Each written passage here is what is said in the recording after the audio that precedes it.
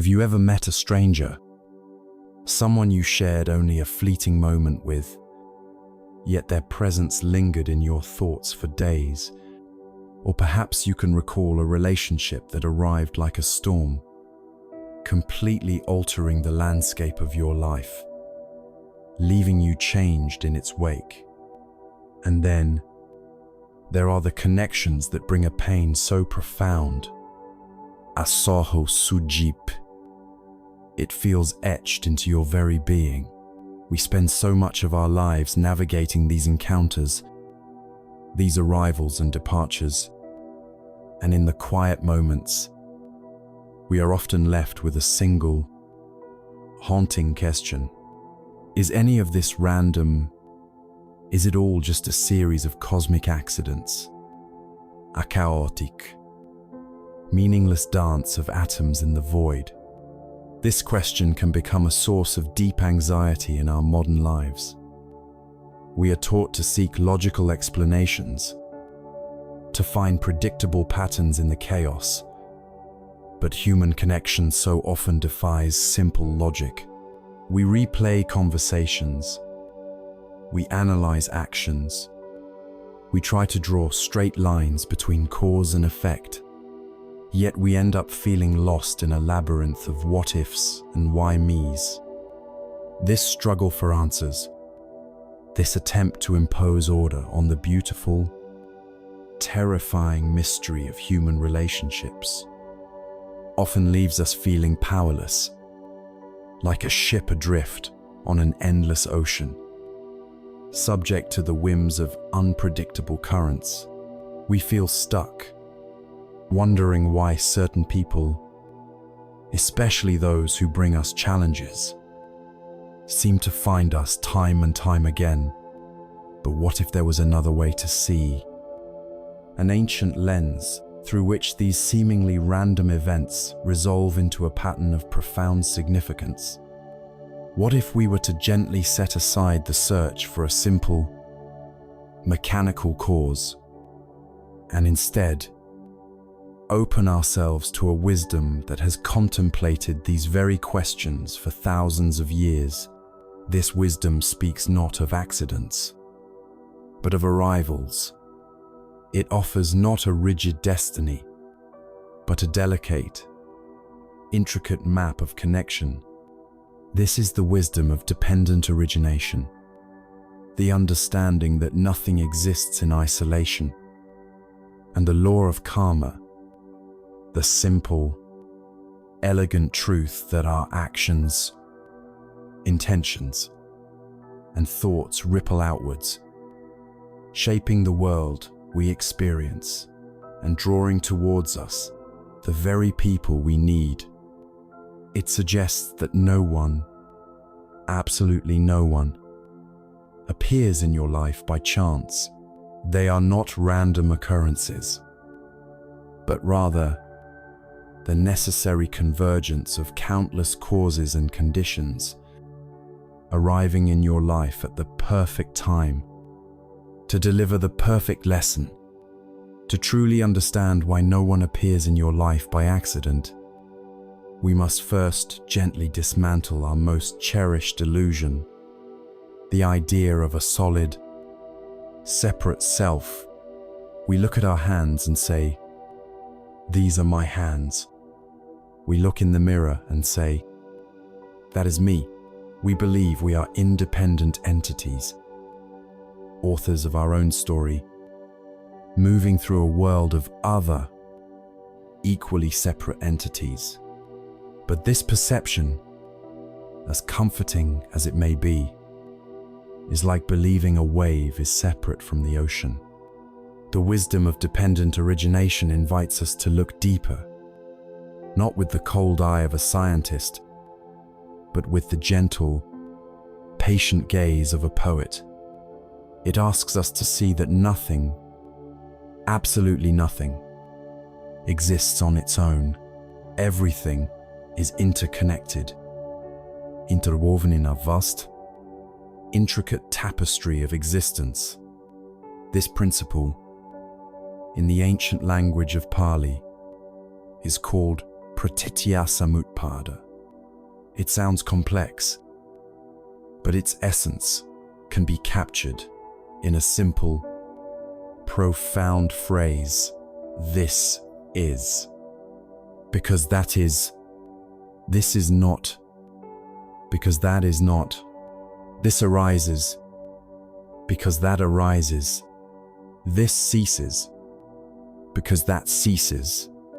It means that everything you see, touch, and experience is the result of a convergence of countless other things. It is empty of a separate, independent self. Consider this screen you are looking at. It is not just a screen. It is also the mine workers who extracted the minerals, the engineers who designed the circuits, the factory workers who assembled the parts, the programmers who wrote the code, the electricity powering it, which itself is the sun, the rain, the river.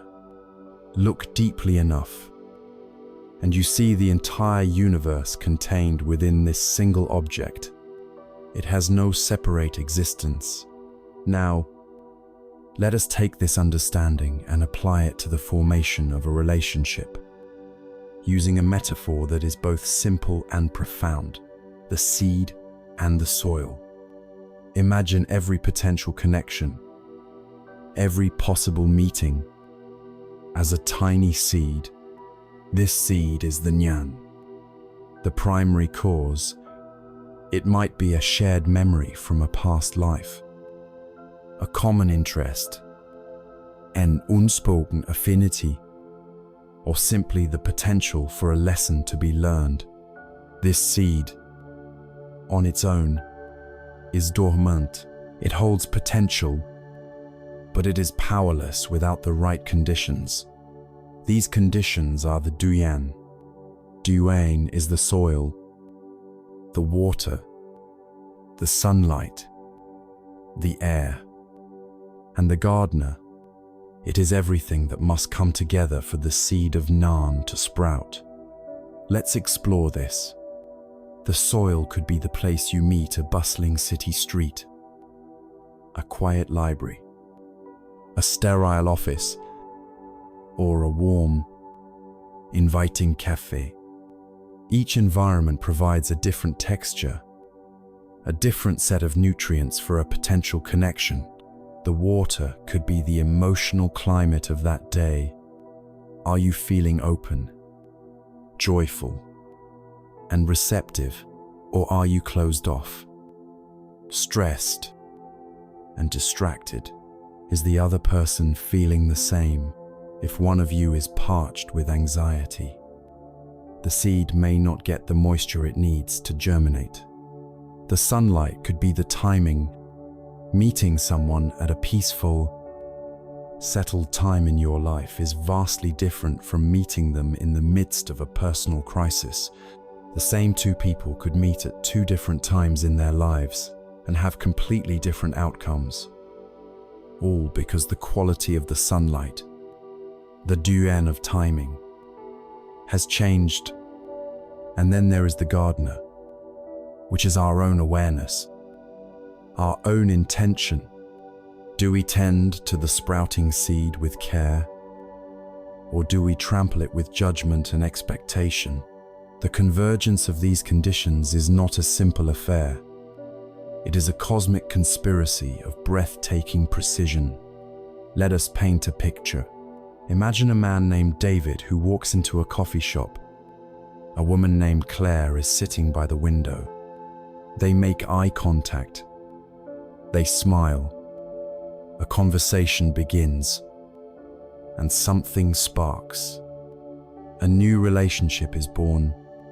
We might call this chance or chemistry, but dependent origination invites us to see the vast, invisible web of Duyen that had to assemble for this single moment to occur. First, consider David. He only went to that specific coffee shop because his usual one was unexpectedly closed for a plumbing issue. He only went out for coffee in the first place because a morning meeting was cancelled at the last minute, giving him a free hour. He was in a good mood because he had just received a kind email from his sister, making his heart feel open and light. This is his collection of douyen. Now, considère Claire. She was there because her train was delayed, and she decided to wait in a warm place rather than on a cold platform. She chose a seat by the window because she loves watching people, a habit her grandfather taught her as a child.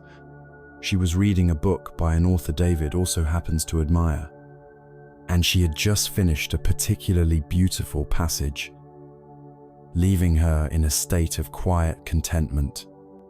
This is her collection of douyen. The seed, the nyun, was their latent compatibility, their potential to connect.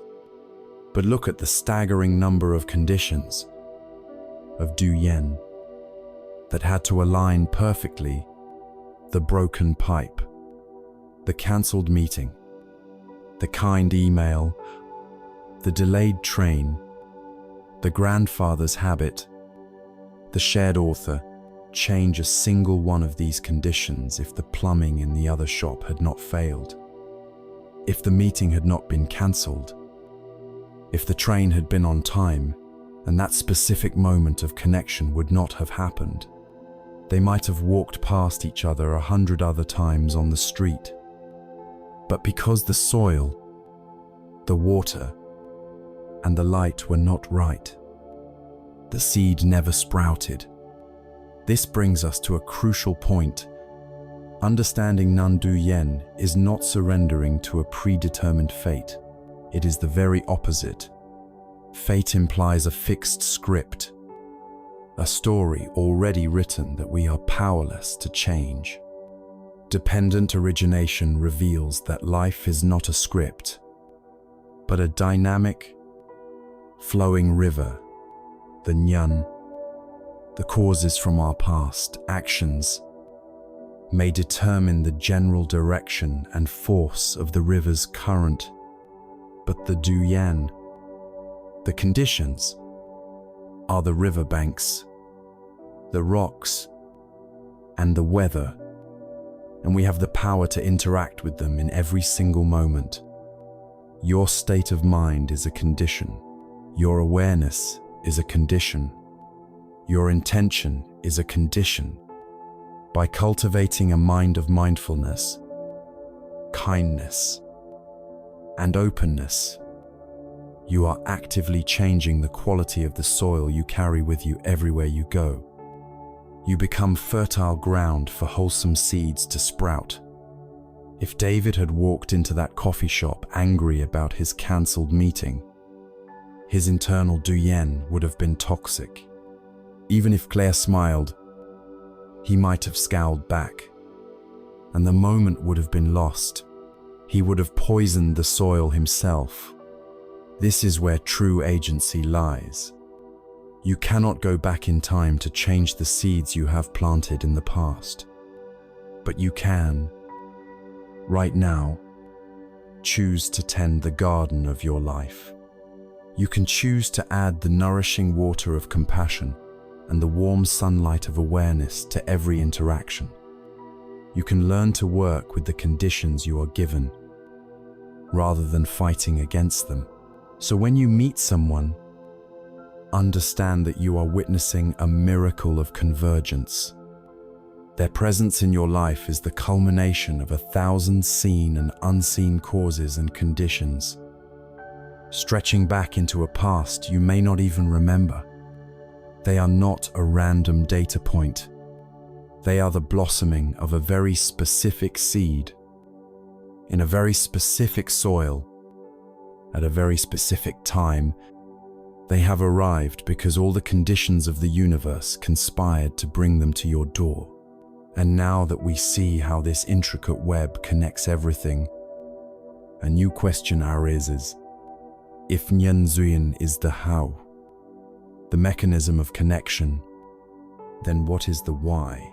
What is the energy that determines whether a seed is one of joy, sorrow, love, or challenge? What is the force that animates this entire cosmic dance? To answer that, we must turn our gaze to its inseparable partner, the silent, powerful echo of our own actions. We must begin to understand the law of karma. If dependent origination is the intricate how of our interconnected lives, the cosmic blueprint showing that everything leans upon everything else, then karma is the why. It is the energy that flows through the web, the force that animates the dance. The word karma is one of the most misunderstood concepts from Eastern wisdom. In the West, it has often been caricatured as a kind of cosmic justice system, a supernatural scorekeeper in the sky who doles out punishments and rewards. We imagine a celestial vending machine where good deeds are inserted to receive prizes, and bad deeds result in cosmic retribution. This view, however, is a profound misreading. Karma is not a system of morality imposed from the outside. It is a law of nature, as impersonal, as consistent, and as reliable as gravity. It doesn't judge, it simply is.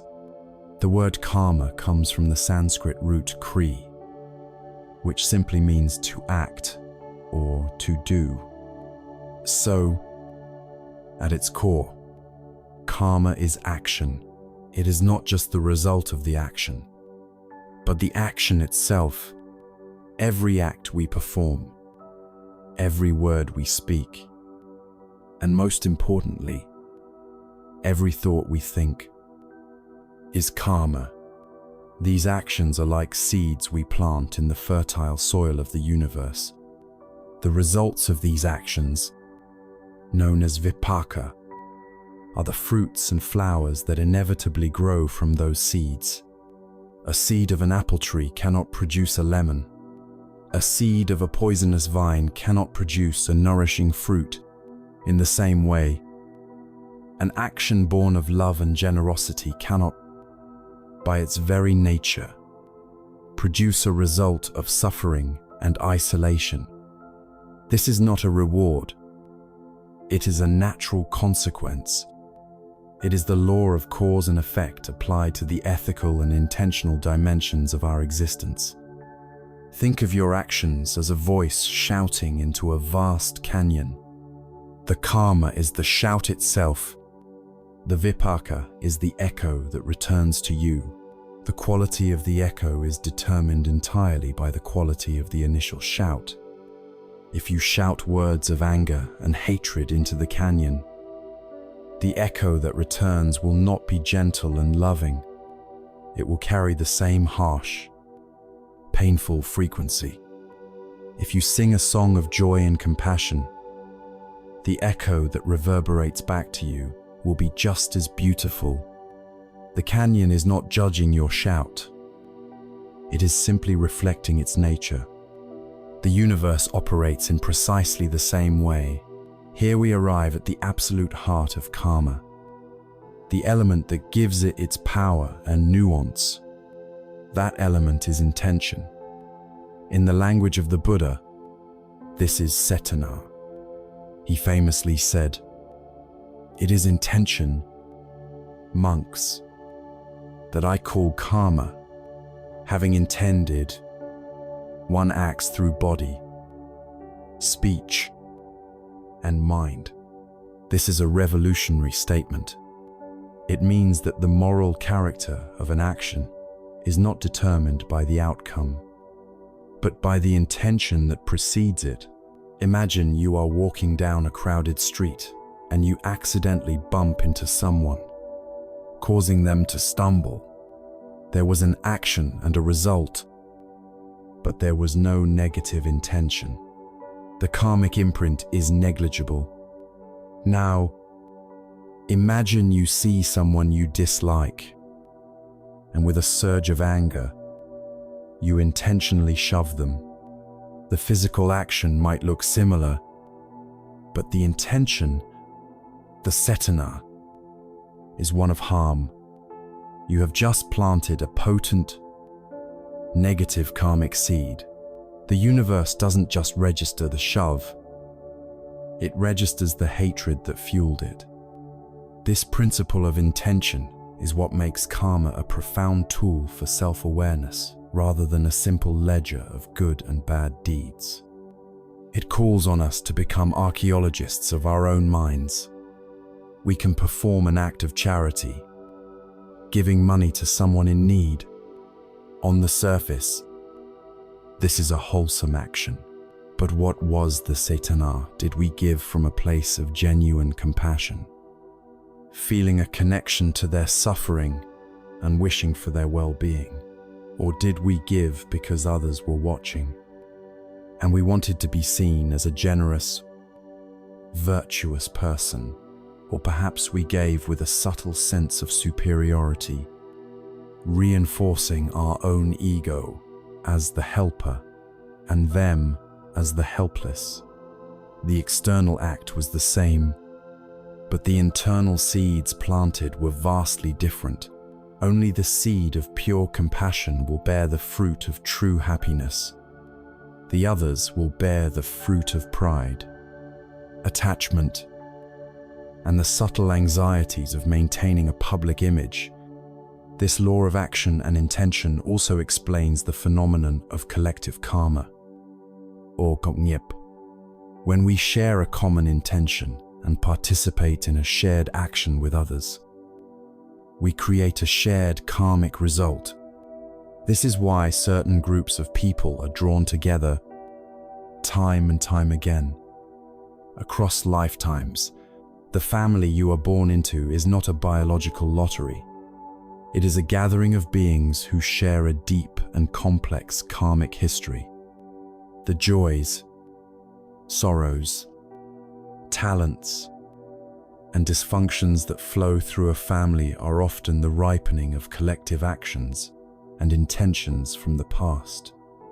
The close friendships that feel like a soul-level recognition, the business partnerships that click into place, the communities that form around a shared purpose, these are all expressions of collective karma.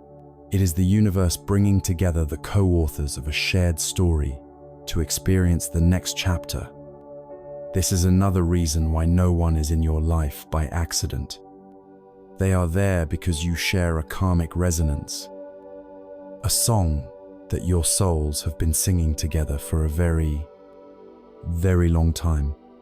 Perhaps the most crucial and hopeful aspect of karma is that it is not a prison sentence. It is not destiny. The past is real, and the seeds planted then are sprouting in our present circumstances. But the present moment is always a new opportunity. It is a fresh patch of soil where we can plant new seeds. The most powerful illustration of this truth is the story of Angulimala. Angulimala was a terrifying figure, a ruthless murderer who lived in the forests of Kosala. He had fallen under the sway of a dark teacher and had vowed to collect 1,000 fingers from his victims, which he wore as a gruesome garland around his neck, hence his name, Angulimala, the one with the finger garland. He had 999. The entire country trembled in fear of him. One day, the Buddha, seeing with his enlightened eye that Angulimala had the potential for awakening, walked calmly and purposefully towards the forest. Angulimala saw him and was delighted. Here was his final victim. He drew his sword and began to run. But a strange thing happened. Though the Buddha was only walking at a normal pace, Angulimala, running with all his might, could not catch up. Exhausted and confused, he screamed out, "Stop!" Ascetic stopped the Buddha. Without turning, replied in a calm, clear voice, "I have stopped. Angulimala, it is you who have not stopped." In that moment, something shattered in Angulimala's mind. He asked what the Buddha meant. The Buddha explained, "I have stopped forever from causing harm to any living being. I have laid down the sword. You have not. You are still running, propelled by the momentum of your hatred and violence." The truth of these words struck Angulimala like lightning. He threw down his sword, bowed at the Buddha's feet, and asked to become a monk. He was accepted into the order. His transformation was absolute, though his past karma still ripened in some ways when he went for alms in the village. People who remembered his past threw stones and sticks at him. Injuring his body, his mind remained untouched, dwelling in a state of unshakable peace. He had, as the Buddha said, stopped. He was no longer planting new seeds of violence, and through his profound practice, he purified his mind and eventually became a fully enlightened arahant. The story of Angulimala is the ultimate testament to our own potential. It teaches us that no matter how dark our past, no matter how many harmful seeds we have planted, the present moment holds the infinite power of redemption. We are not defined by our history. We are defined by our choices. Right here, right now, we can all choose to stop. We can lay down the weapons of anger, judgment, and greed in our own minds. So, as we navigate our relationships, we can begin to see them through this lens. The people in our lives are, in a sense, the echoes of our past. They are the ripening fruits of seeds planted by our own hands, and the hands of those we share a journey with. The kindness we receive is the echo of a kind word we once spoke. The challenges we face are the echoes of a past harm, returning to us not as punishment, but as an opportunity to finally heal it, to respond with wisdom instead of reactivity. Now that we have this lamp, a lamp with two wicks, the understanding of dependent origination and the law of karma, we can begin to illuminate the darkest and most confusing corners of our lives. Let us now turn this light towards one of the greatest mysteries of all, the arrival of those who seem to bring us nothing but suffering. The people we call our enemies, our tormentors, or heartbreaks. Let us explore the profound possibility that these are not obstacles on our path, but the path itself. They are our most difficult and therefore our most important teachers. With the twin lamps of dependent origination and karma now lit, we have the tools to venture into the most challenging territory of our human experience. The landscape of pain. We can perhaps accept that the good things in our lives, the moments of joy and the gentle connections, are the fruits of our past wholesome actions. But what about the others? What about the person whose words feel like daggers? The partner who betrayed our trust? The family member who seems to exist only to criticize and belittle? The boss who makes our daily life a landscape of anxiety? Our immediate human reaction is to see them as the source of our suffering. They are the enemy. They are the problem, the laws of karma and dependent origination.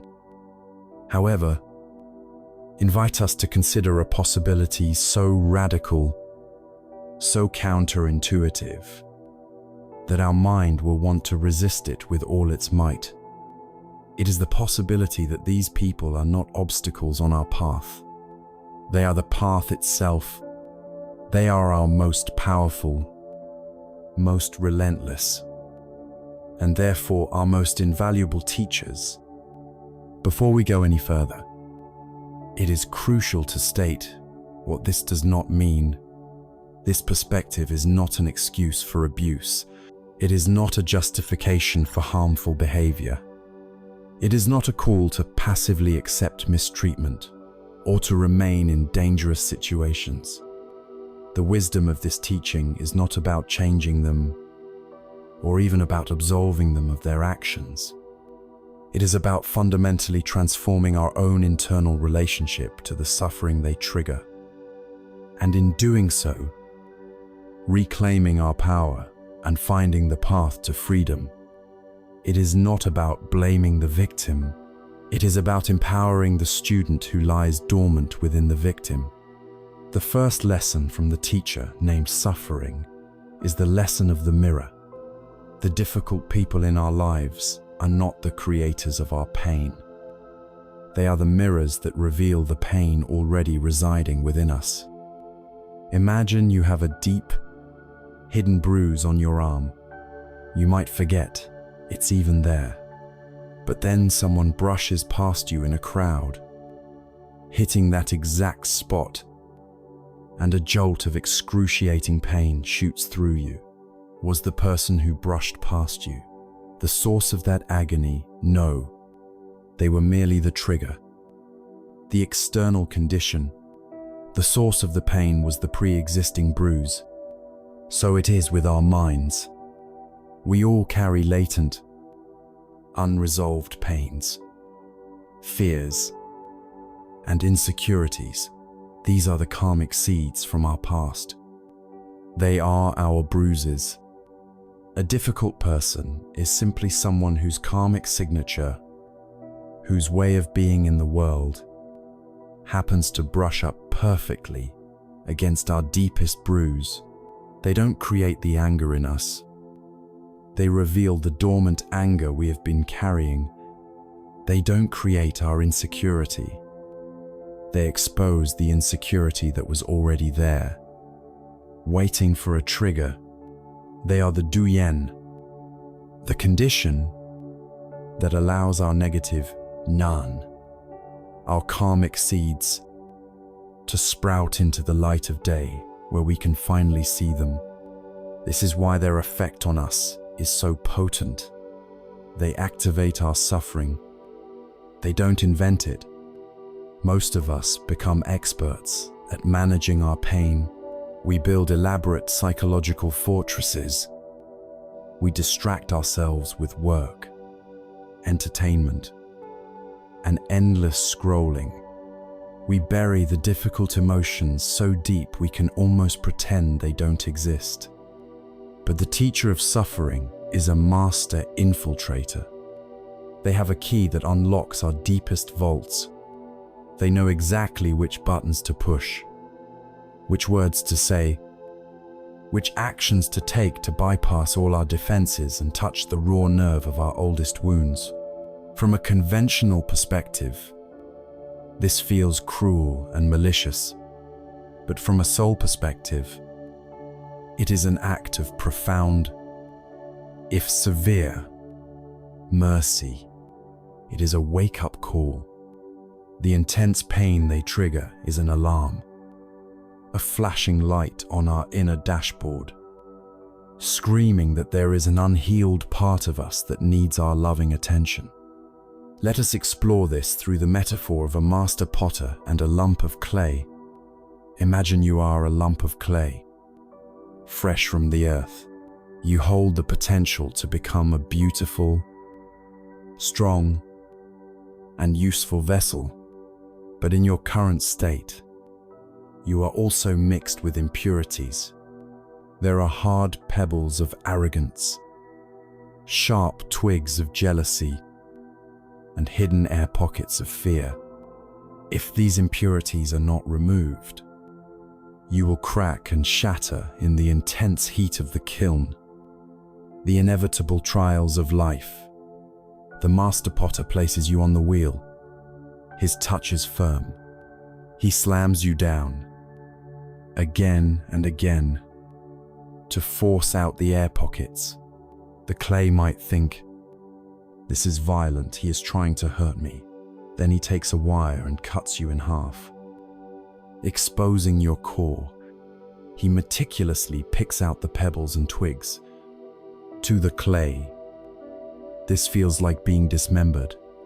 Finally, he throws you back on the wheel and begins to knead and press with relentless, sometimes painful, pressure. His goal is not to harm the clay. His actions are born from a deep, unwavering love and a clear vision of the magnificent vase you are meant to become. He knows that this process of purification, as uncomfortable as it is absolutely necessary for you to realize your highest potential. In this story, we are the clay, the universe is the potter, and the hands of the potter, the very instruments of our purification, are the difficult people in our lives. Their abrasive actions are the slamming and kneading that remove our inner impurities. Their sharp words are the wire that cuts through our defenses and exposes the hidden fears we need to address. It is a painful process, but it is not a pointless one. It is the very process that makes us strong, resilient, and whole. Understanding this allows us to make the most important choice of our lives. It is the choice to change the question. As long as we are caught in suffering, we ask a particular set of questions. Why is this happening to me? What did I do to deserve this? Why is this person so cruel? These questions, while understandable, are a trap. They lead only to feelings of victimhood, resentment, and powerlessness. They are a cycle of blame that plants new seeds of anger and despair. The path of wisdom invites us to ask a new set of questions. When confronted with a difficult person, we can learn to pause, take a breath, and ask inwardly, what is this person showing me about myself? What unhealed bruise within me is being touched right now? What is the lesson here? Is it about patience? Is it about forgiveness? Is it about setting better boundaries? How can I use this interaction not as a reason to suffer, but as a practice to purify my mind? This shift is the turning point of the entire spiritual path. It moves us from a position of passive victim to one of an active, engaged student. The focus is no longer on trying to change them, but on using the situation to understand and heal ourselves. Sometimes, the lesson is indeed learning to speak up, to set a firm and compassionate boundary, or even to walk away from a relationship. Wisdom is not weakness, but the action is taken not from a place of blind, reactive anger, but from a place of clear seeing and self-respect. You are not running away from a problem. You are calmly stepping away from a lesson that you have now learned. Every person who has ever caused you pain did not appear by accident. They were an appointment, a karmic appointment, scheduled by your own soul to give you the opportunity to heal. They are the sandpaper that grinds away our rough edges, the fire that purifies our gold. It is a process that is rarely pleasant, but it is always, without exception, valuable. To see them as teachers is the beginning of true freedom. It is the moment we stop being the clay that cries out in pain and start becoming the student who thanks the potter for his skillful hands. Of course, life is not only a series of these difficult lessons. The law of karma, in its perfect impartiality, is a law of balance. Just as our past unwholesome actions attract these challenging teachers into our lives, Our past wholesome actions attract another kind of visitor entirely. These are the people who come not with sandpaper, but with soothing balm. They are the friends, the helpers, the kindred spirits who remind us that we are not alone on this journey. Let us now turn our attention to them, the beautiful fruits of our own good deeds. If the teacher of suffering is the abrasive sandpaper that grinds away our impurities, then the fellow traveler is the soothing balm applied to our raw, tender skin. If the difficult relationship is the fire that purifies, the supportive connection is the gentle rain that cools and nourishes, allowing new life to grow. The law of karma, in its perfect and impartial balance, does not only send us lessons wrapped in pain, it also delivers blessings wrapped in grace. Life is not solely a harsh classroom of trials. It is also a sanctuary of profound comfort, connection, and unwavering support. These moments of grace, and the people who bring them, are not accidents. They are not random strokes of luck. They are the beautiful, fragrant blossoms grown from the wholesome seeds we have planted in the past. Think back to a time you spoke a word of encouragement to someone who was struggling, a time you offered help without any thought of reward, a moment you chose forgiveness over resentment, or simply a quiet moment when you sincerely wished for another being's happiness. Each of these actions, fueled by the pure intention of goodwill, was a luminous seed planted in the garden of your consciousness. You may have forgotten the act itself, but the universe did not. That seed, that nun of wholesomeness, has been waiting patiently for the right conditions, the right duyan, to ripen, and when it does, it often appears in the human form of a friend, a partner, a mentor, or a family member who provides the exact comfort and support you need at the exact moment you need it. The friend who calls just as you are feeling your lowest. The partner who listens with an open heart as you share your deepest fears. The stranger who offers a genuine smile on a difficult day. These are not random coincidences. They are echoes. They are the universe reflecting your own past kindness back to you. They are the tangible proof of your own forgotten goodness. Seeing these relationships as the fruits of our own positive karma is a profound shift in perspective. It moves us from simply feeling lucky to feeling a deep sense of interconnected responsibility. We are not passive recipients of fortune. We are co-creators of the grace in our own lives. This understanding brings with it a vital spiritual practice, the practice of not taking kindness for granted. Our minds have a powerful negativity bias. We can receive 10 compliments and 1 criticism, and we will obsess over the criticism for days. We can have 9 supportive friends and 1 difficult colleague, and our mental energy will be consumed by the difficult one. We take for granted the smooth flow of goodwill, like we take for granted the air we breathe. To counteract this, we must consciously and mindfully cherish the blessings. This is more than just saying thank you. It is a practice of presence. When a loved one is showing you kindness, pause, put down your phone, look at them, truly listen to their words, feel the warmth of their presence in your body, let their kindness land.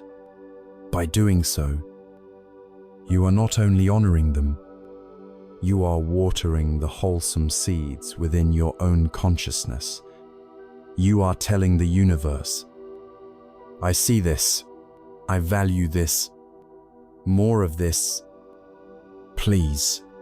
This active appreciation turns a passive blessing into an active cultivation of future happiness. Furthermore, these gentle souls are also our teachers, though their methods differ greatly from the teacher of suffering. A challenging person teaches us resilience and forgiveness. A supportive person teaches us how to receive, how to be grateful, and how to see the goodness in ourselves. For many of us, who have been taught to be strong and self-reliant, receiving love and help can be incredibly difficult. We feel unworthy, or we feel it makes us weak. A loving friend, through their patient and unconditional support, teaches us the profound lesson of vulnerability. They teach us that it is safe to put down our armor, that we are worthy of love, not because of our strength, but simply because we exist. They hold up a mirror that reflects not our flaws, but our inherent goodness. And they keep holding it up until we can finally see it for ourselves. Consider the parable of the two trees.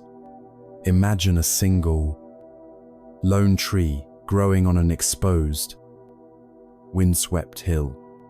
It is relentlessly battered by the gales from the north and scorched by the sun from the west.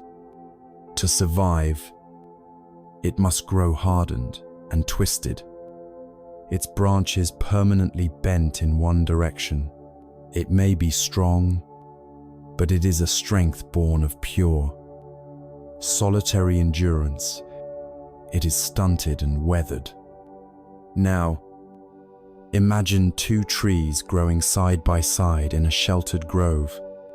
When the wind blows, they share the burden, each one breaking the force of the gale for the other.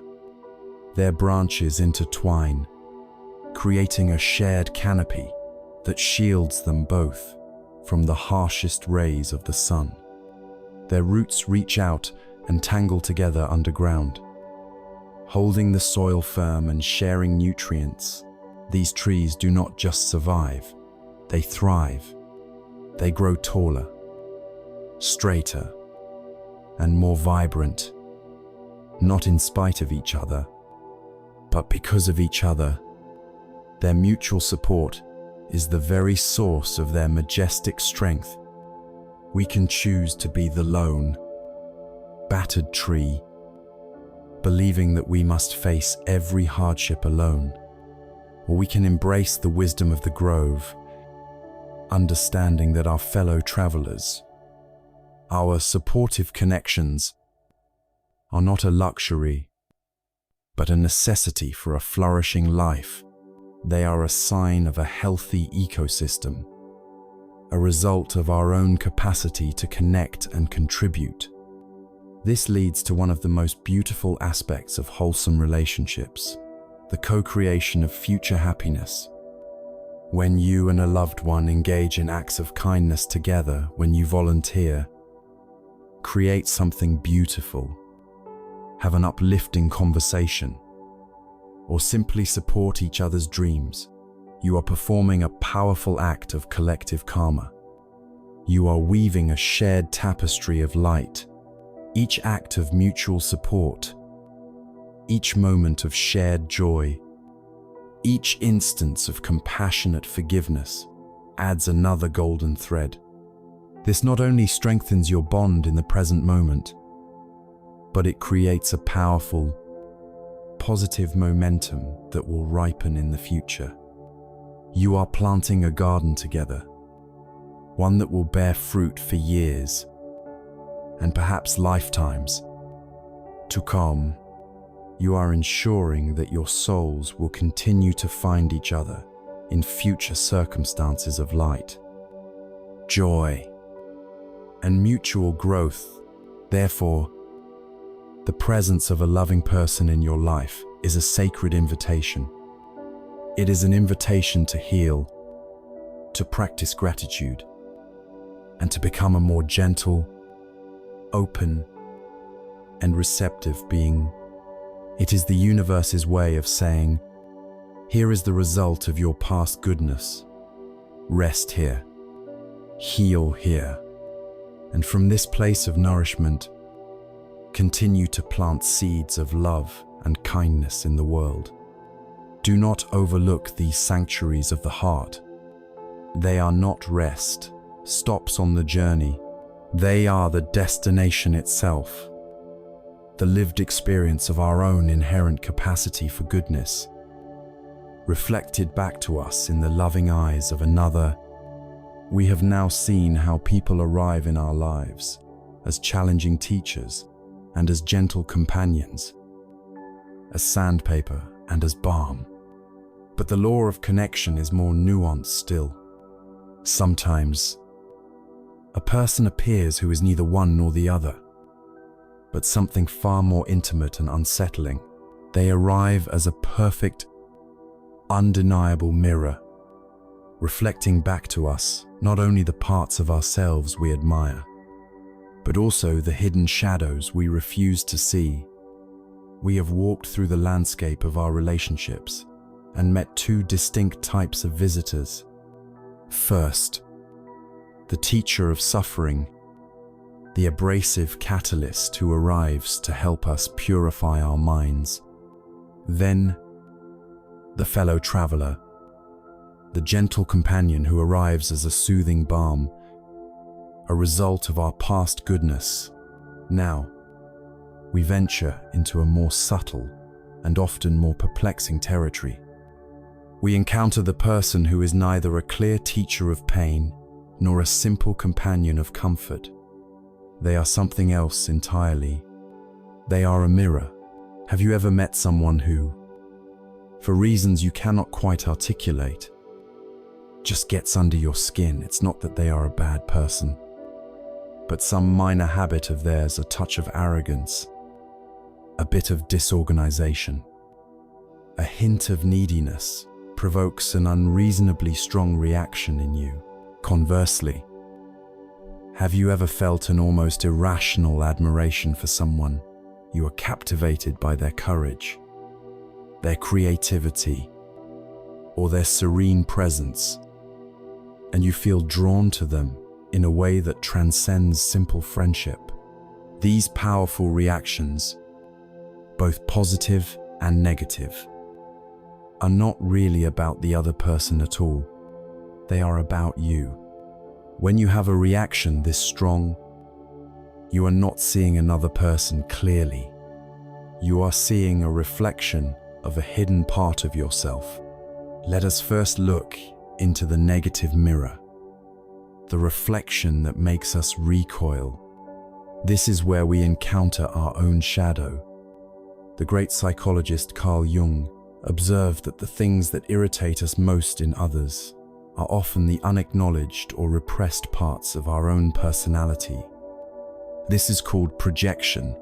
We carry within us a whole spectrum of human qualities, but we are taught to identify with the good ones: kindness, humility, organization, and to repress the bad ones: anger, pride, chows.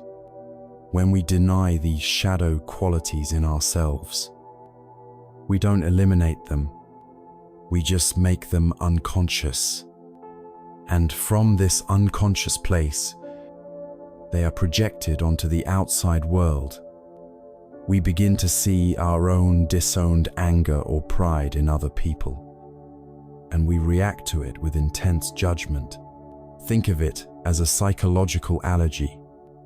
You are not allergic to your colleague. You are allergic to the arrogance he displays because it resonates with a deep, unacknowledged pocket of pride within your own heart. Perhaps you were taught that being proud is a sin, so you have worked your whole life to be humble. But the pride didn't vanish. It just went into hiding. When your colleague acts with pride, he is doing something you have forbidden yourself from doing, and it triggers a powerful, unconscious reaction. Your irritation is a signpost pointing not to his flaw, but to your own inner conflict. The more fiercely you deny a quality in yourself, the more intensely you will be bothered by it in someone else.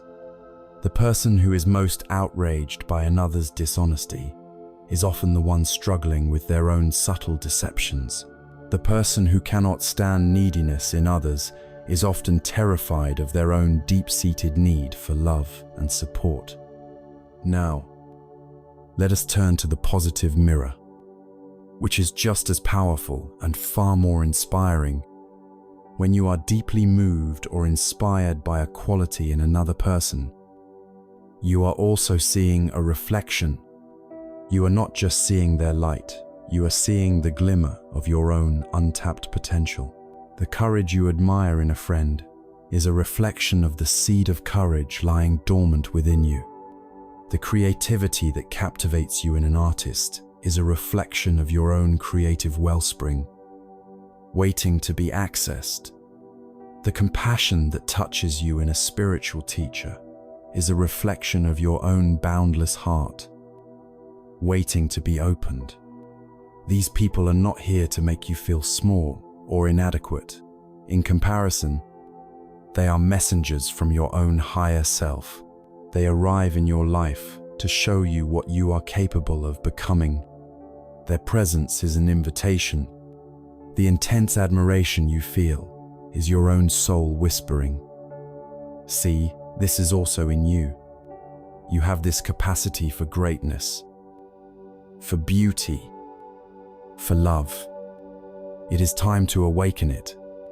We are drawn to them because they are living a quality that we are ready to integrate into our own being. They are a living permission slip, showing us the next stage of our own evolution. There is a powerful old story that illustrates this principle perfectly. It is the story of the Temple of 1,000 Mirrors. A happy little dog heard about this temple and decided to visit. When he arrived, he bounded joyfully up the steps and into the main hall. He looked around and was amazed to see 1,000 other happy little dogs, all wagging their tails as enthusiastically as he was. He spent a wonderful afternoon playing with his 1,000 new friends, and he left the temple convinced it was the most joyful place on earth. Some time later, another dog, this one angry and suspicious by nature, heard about the temple and decided to investigate. He walked slowly up the steps and peered cautiously into the hall.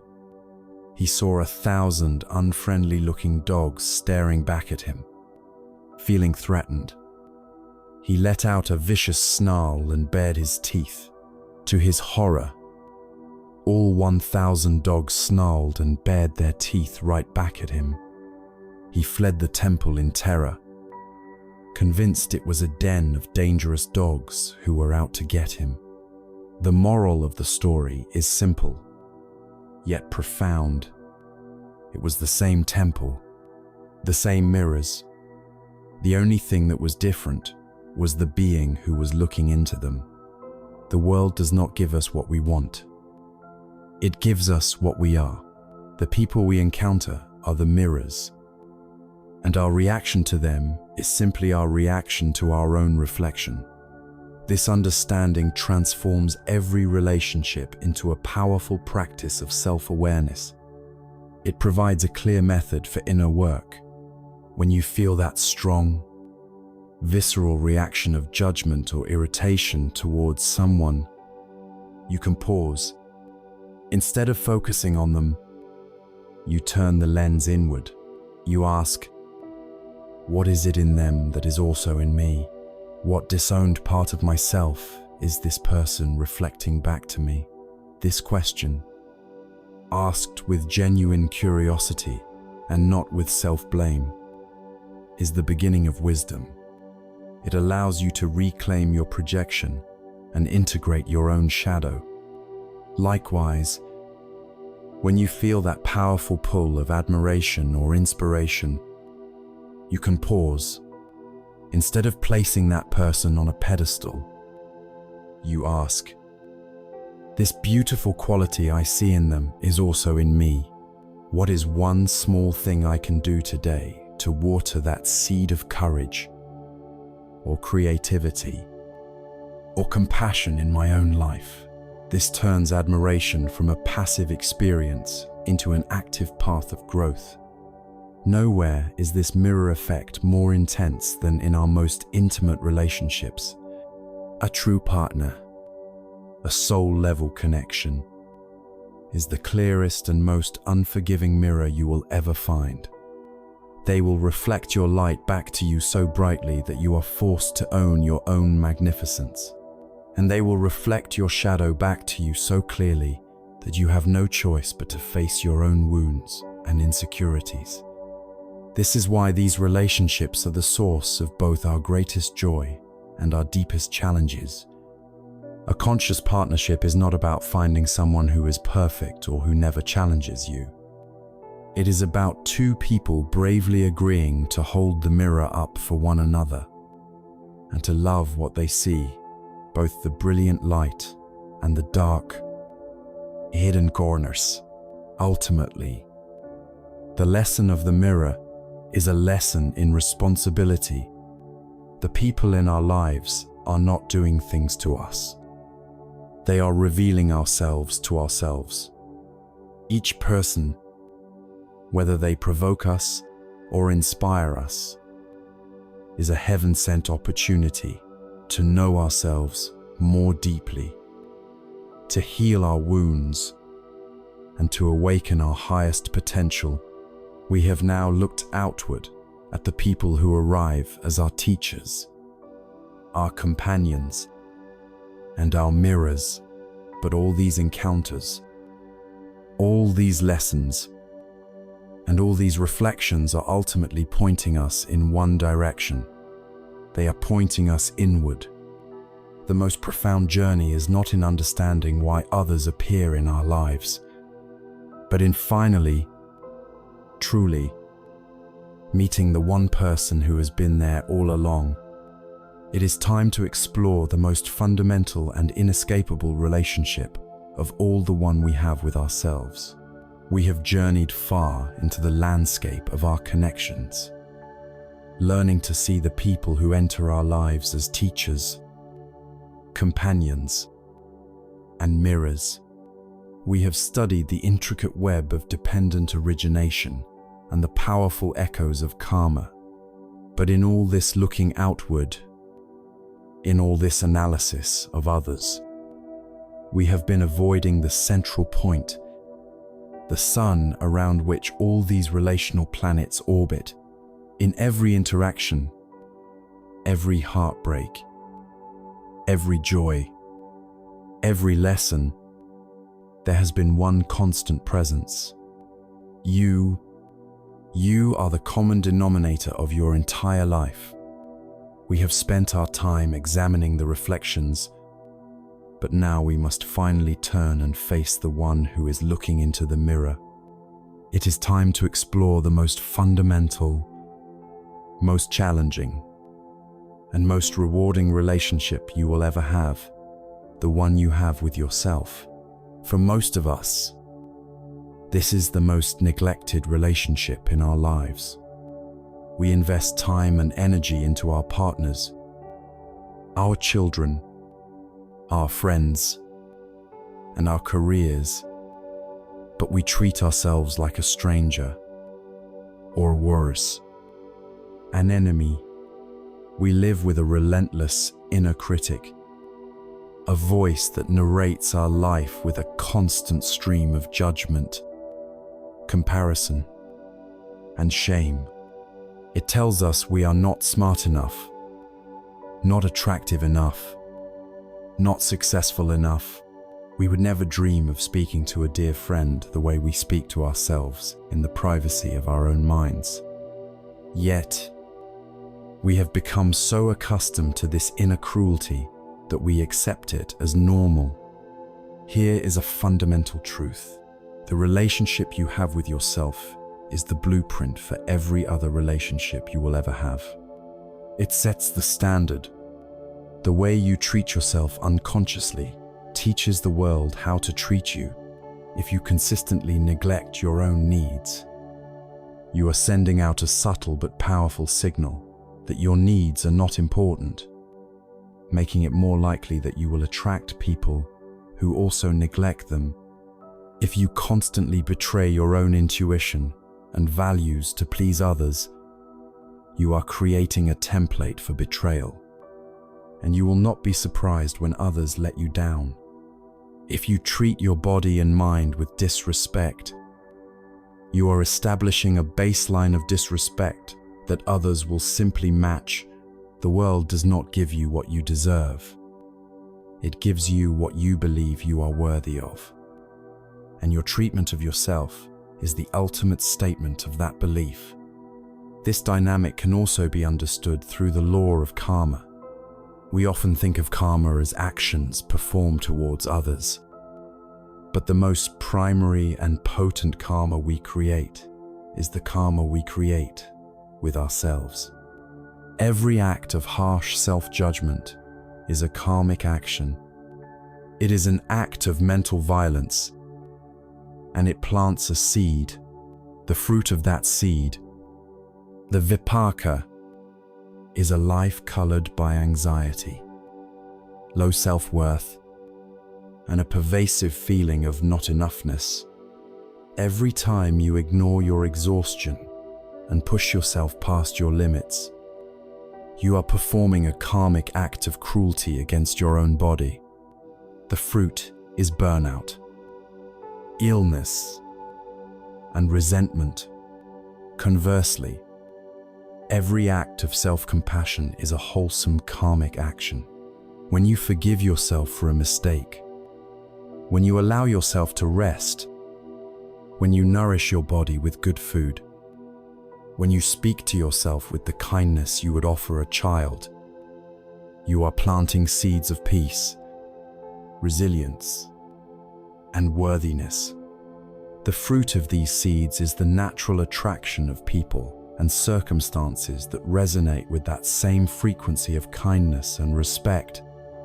Before you can hope to experience a loving world, you must first create a loving inner world. So how do we begin to cultivate this foundational relationship? We must begin to date ourselves. We must start to treat ourselves with the same curiosity, patience, and gentle attention we would offer to someone we are trying to get to know and love. This is the true purpose of practices like meditation and mindfulness. They are not about emptying the mind or achieving some superhuman state of bliss. They are the simple, radical act of finally showing up for ourselves. To sit in meditation is to agree to sit with yourself, just as you are, for a few minutes without running away. It is to close your eyes and, perhaps for the first time, to listen, not to judge, not to fix, but simply to listen. What is the quality of your inner world today? Is there sadness? Is there joy? Is there fear? Where do you feel it in your body? You are creating a space of unconditional presence, allowing the wounded, neglected parts of yourself to finally come out of hiding and be seen without the threat of judgment. This is the beginning of inner intimacy. It is a slow process, like building trust with a frightened animal, but it is the most essential work we can do. There is a beautiful story that illustrates this principle perfectly. Imagine a woman standing by a village well, holding a magnificent, empty vessel. A long line of thirsty travelers approaches her, their faces etched with weariness. The woman, being kind-hearted, desperately wants to help. She takes her beautiful, empty vessel and tries to pour water for the first traveler. Nothing but dust comes out. She tries again, shaking the vessel, her efforts becoming more strained. Still nothing. She feels frustrated, guilty, and inadequate. Her desire to give is immense, but she has nothing to offer. The travelers remain thirsty. Then she has a moment of profound insight. She stops trying to pour from an empty cup. She turns away from the line of travelers, faces the well, and slowly, mindfully, lowers her own vessel into the cool, dark water. She waits patiently as it fills to the brim. The act is quiet, personal, and serves no one else in that moment. It might even look selfish to an outside observer. But once her vessel is full, everything changes. She turns back to the travelers, and with a gentle, effortless tilt, she offers a stream of life-giving water. She gives to the next, and the next, and the next. Her giving is now joyful, abundant, and effortless. And because her vessel is now connected to the source, the wellspring of the water itself, it is continuously replenished. We are all this person by the well. The vessel is our own being. The thirsty travelers are all the people in our lives we wish to love and support. For years, many of us have been trying to pour from an empty vessel, offering a strained, resentful, and depleted form of love to the world, and wondering why we feel so burnt out and unappreciated. The lesson is simple. You cannot give what you do not have. The act of turning inward, of practicing self-compassion and self-care, is not selfish. It is the essential, non-negotiable act of filling your own vessel so that you have something real and nourishing to offer. The greatest gift you can give to anyone you love is a version of yourself that is not running on empty. This is not the self-love of narcissism or endless self-indulgence. Ego-based love is about feeling superior, special, and better than others. True self-compassion, the practice of metta or loving kindness for oneself, is about recognizing our shared humanity. It is the ability to look at our own flaws, our own failures, and our own pain, and to meet them with the same gentle, forgiving, and supportive presence we would offer to a beloved friend. It is the foundation of all authentic love. Any love for others that is not built upon this foundation is fragile, often rooted in a desperate need for validation or a flight from our own inner emptiness. Therefore, the encounter with the self is the final homecoming. All the people who have appeared in your life, the teachers, the companions, the mirrors have been pointing you back to this central truth.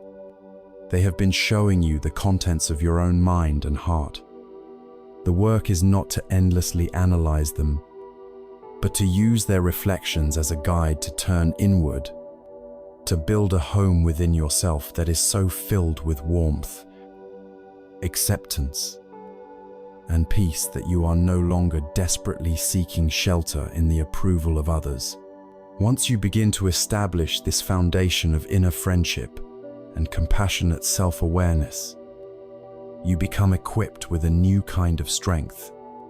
You are finally ready to approach even the most ancient and complex entanglements of your life, not from a place of fear or woundedness, but from the unshakable ground of your own loving presence. You are ready to face the powerful karmic threads of family, having built a foundation of friendship with ourselves, having learned to fill our own vessel with the waters of self-compassion. we are now equipped to venture into the deepest and most formative ocean of our karmic lives. The family. This is the original classroom, the source code of our conditioning, the place where our earliest and most potent understandings of love, safety, and self-worth were forged. For many, the word family evokes warmth and security. For just as many, it brings a complex echo of pain, obligation, and misunderstanding. But from the perspective of our soul's journey, one thing is certain: the family we are born into is never an accident. It is a sacred, karmic appointment. We are not born as blank slates into a random biological lottery.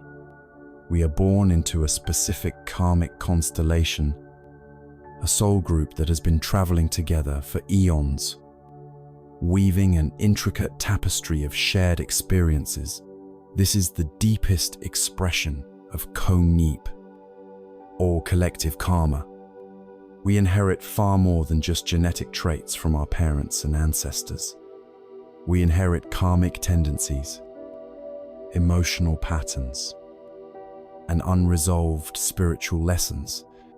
The family unit is a crucible, designed with divine precision to bring a specific set of souls together, to work through a shared curriculum. The recurring themes in your family, be they anxiety, addiction, emotional distance, artistic talent, or a legacy of service, are not a coincidence. They are the syllabus for this lifetime. You chose, on a soul level, to enroll in this specific class because it offered the exact lessons you needed for your own evolution. This perspective invites us to shift from seeing ourselves as victims of our upbringing to seeing ourselves as participants in a much larger, older story. The pain is not invalidated, but it is depersonalized. It is no longer just what my mother did to me, but rather a recognition that my mother and I have a long history, and in this chapter, we are playing these specific roles to heal an ancient wound that we likely created together. This view can be profoundly liberating. It frees us from the trap of blame and opens the door to a more compassionate understanding. Look closely at the patterns that repeat through the generations of your family. Is there a legacy of unspoken grief, a pattern of fathers who are physically present but emotionally absent, a lineage of women who sacrifice their own dreams for others? These are not curses. They are karmic lessons being presented again and again, waiting for one member of the lineage to become conscious enough to respond differently. You may be that person. You may be the one your ancestors have been waiting for. You have the potential to be a cycle breaker. This doesn't mean you are responsible for fixing your entire family, but you are 100% responsible for healing the pattern as it manifests within you. In healing yourself, you send a ripple of healing energy both backwards to your ancestors and forwards to the generations to come. You metabolize the pain that your parents and grandparents could not, and in doing so, you free your own children from having to carry that same burden. This leads to the most practical and powerful truth of this work. You cannot change your family members. The desperate attempt to make your parents understand your pain, to force your siblings to acknowledge their behavior, or to rescue a loved one from their self-destructive patterns, is a primary source of suffering. It is like trying to force a flower to bloom by prying its petals open. The only person you have the power to change is yourself. True healing does not come from changing them, but from changing your reaction to them. Imagine your family system is like a mobile hanging from the ceiling. Each person is one of the figures dancing in a familiar predictable pattern. If you reach out and try to hold one of the figures still, the entire mobile becomes tense, rigid, and thrown out of balance. But what if, instead, you focused only on your own figure? What if you learned to stop your own frantic, reactive spinning? What if you found your own center of gravity and became still? Your stillness would, without any force, introduce a new, calming energy into the entire system. The other figures would still move, but their dance would subtly change in relation to your newfound peace. This is how you heal a family, not by controlling others, but by mastering yourself. Let us tell the story of a man named Mark, who spent 30 years consumed by resentment for his emotionally distant and critical father. His inner life was a constant monologue of blame. He never told me he loved me. He never came to my games. He only ever pointed out my flaws. This story was the foundation of Mark's identity as a wounded, unloved son. Through a practice of deep self-reflection, Mark began to look at his father not as his tormentor, but simply as another human being. He cultivated the courage to learn about his father's own upbringing. He discovered a story of profound poverty, of a harsh, unforgiving father, and a childhood where expressing emotion was a dangerous luxury. One day in meditation, Mark had a vision. He saw his father not as the 60-year-old critic, but as a small, terrified 5-year-old boy, hiding under a table while his own father raged. In that moment, the entire structure of Mark's resentment collapsed. His heart broke open, not with self-pity, but with a wave of overwhelming compassion for the little boy who had never been taught how to love, who had learned to survive by shutting down his own heart. The external reality did not change. His father did not suddenly become a warm, expressive man, but Mark was a free man. His father no longer had the power to define his emotional state. He could interact with his father from a place of genuine, if sad, understanding. He had broken the cycle of resentment within himself. He had healed his side of the relationship, which was the only side he truly had control over. This healing is facilitated by two key practices: forgiveness and gratitude. Forgiveness is often misunderstood. It is not about saying, "What you did was okay." It is about saying, "What you did was not okay, but I am no longer willing to carry the poison of my anger about it. I am releasing this burden for my own sake." It is the act of cutting the energetic cords that have kept you tethered to a painful past. It is an act of radical self-liberation. Gratitude is perhaps even more challenging. How can we be grateful for a painful childhood? We are not grateful for the abuse or neglect itself. We are grateful for the lessons and the strengths that were forged in that fire. We can say, "Thank you for this experience, because it taught me the profound importance of kindness. Thank you for this abandonment, because it forced me to find an unshakable strength within myself. Thank you for this struggle, because it became the motivation for my entire journey of healing." This practice reframes your history from a story of damage to a story of resilience. It turns your wounds into a source of power and wisdom. You did not choose your family by accident. You were assigned to each other, a team of souls with a sacred contract to help each other grow. You cannot change the contract, but you can change the way you fulfill it. You can remain a prisoner of the family story, repeating the cycles of pain. Or you can become its compassionate witness and, ultimately, its liberator. The work you do to heal your ancestral lineage is one of the most profound acts of love you can ever perform. Having navigated these deep, ancient currents of family karma, we now turn our attention to the relationships we feel we consciously choose, the realm of romantic love, where the powerful energies of attachment and freedom play out in their most intense and illuminating forms. From the ancient, karmic currents of the family, we now turn our gaze to the relationships we feel we choose. The ones we enter with hope, passion, and a deep yearning for connection. Romantic love. No other human experience holds such power. It can inspire sonnets, build empires, and give our lives a sense of meaning and vibrancy that nothing else can match. Yet, it is also the source of our most profound suffering.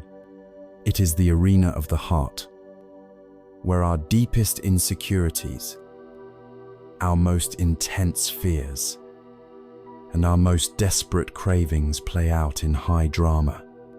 The joy can be ecstatic, but the pain of heartbreak can feel like a death.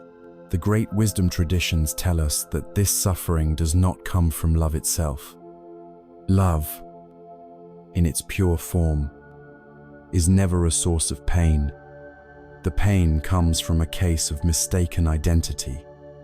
We have confused love with its hungry, anxious imposter attachment.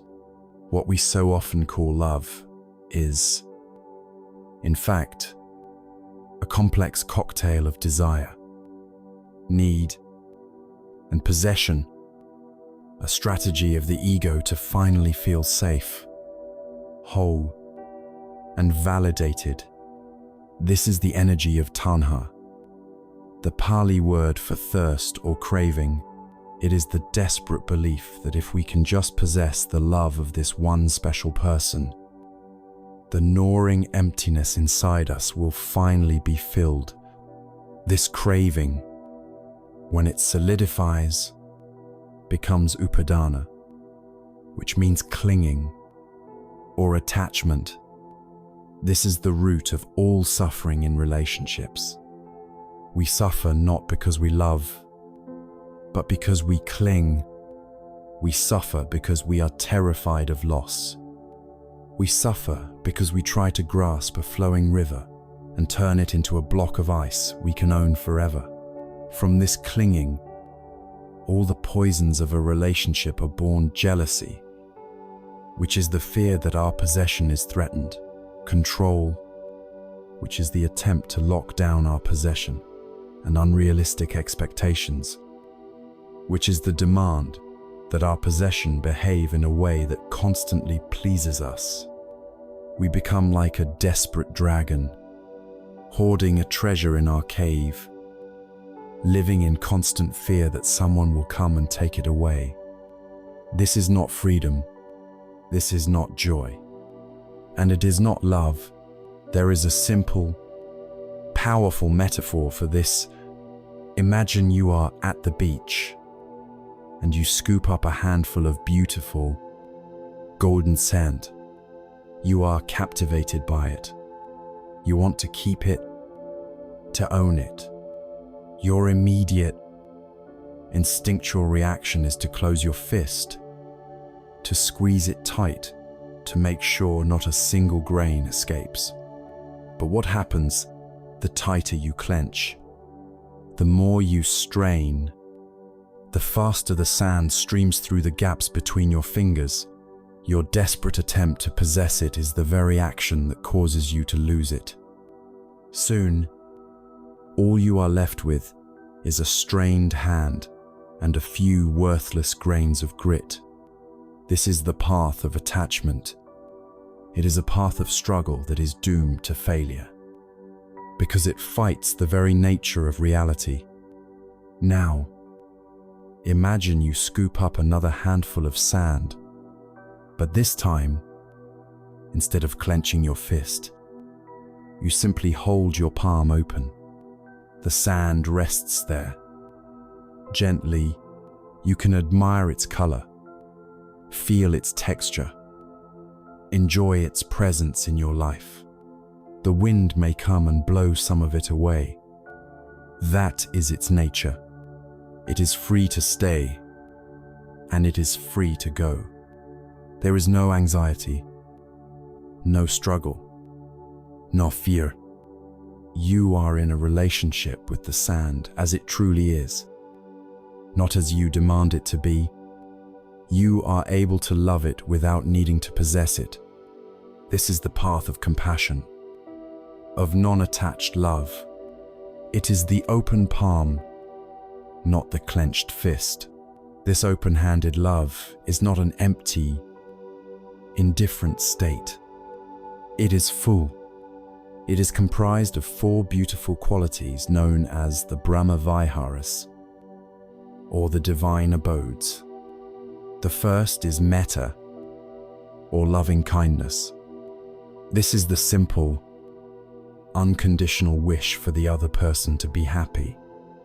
Notice the subtlety here. It is not, "I want you to be happy with me." It is simply, "I want you to be happy." This is a radical reorientation.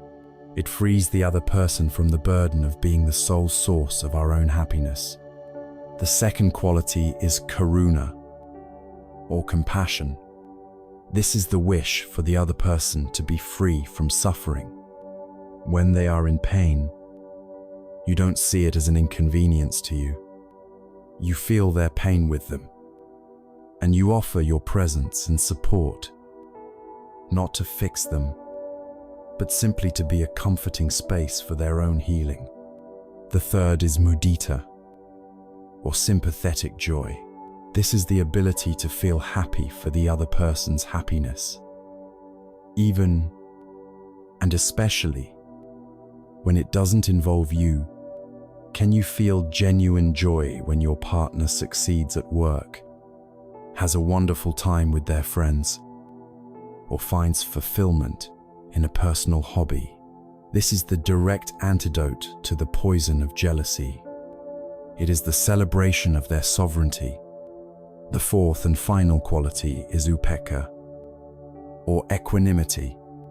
This is the spacious, wise, and balanced love that holds the other 3. Equanimity understands the law of impermanence. It knows that moods change, feelings ebb and flow, and life brings both sunny days and stormy nights. A love rooted in equanimity is not thrown into chaos by a minor conflict or a bad mood. It is a deep, stable container that can hold the entire, messy, beautiful reality of another human being without needing to control it. This is not the fragile love of a Hollywood movie. This is the unshakable love of an awakened heart. A relationship built on these principles becomes a conscious partnership, a spiritual alliance. It is not about 2 broken halves trying to make a whole. It is about 2 whole individuals choosing to walk together, using their relationship as a dojo, a sacred practice space for awakening. They agree to become compassionate mirrors for one another. When your partner's actions trigger your insecurity, the focus is not on blaming them, but on thanking them for revealing the wound that still needs your attention. The relationship becomes a collaborative journey of healing and liberation, rather than a battleground of competing needs. This inevitably leads to the question of letting go. A fear immediately arises.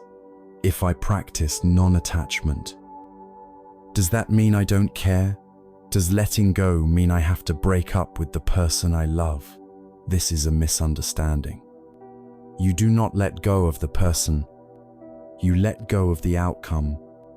You let go of the fantasy in your head. the rigid script of how you think the relationship should be. You release the need for them to be a certain way, to stay with you forever, to fulfill all your needs.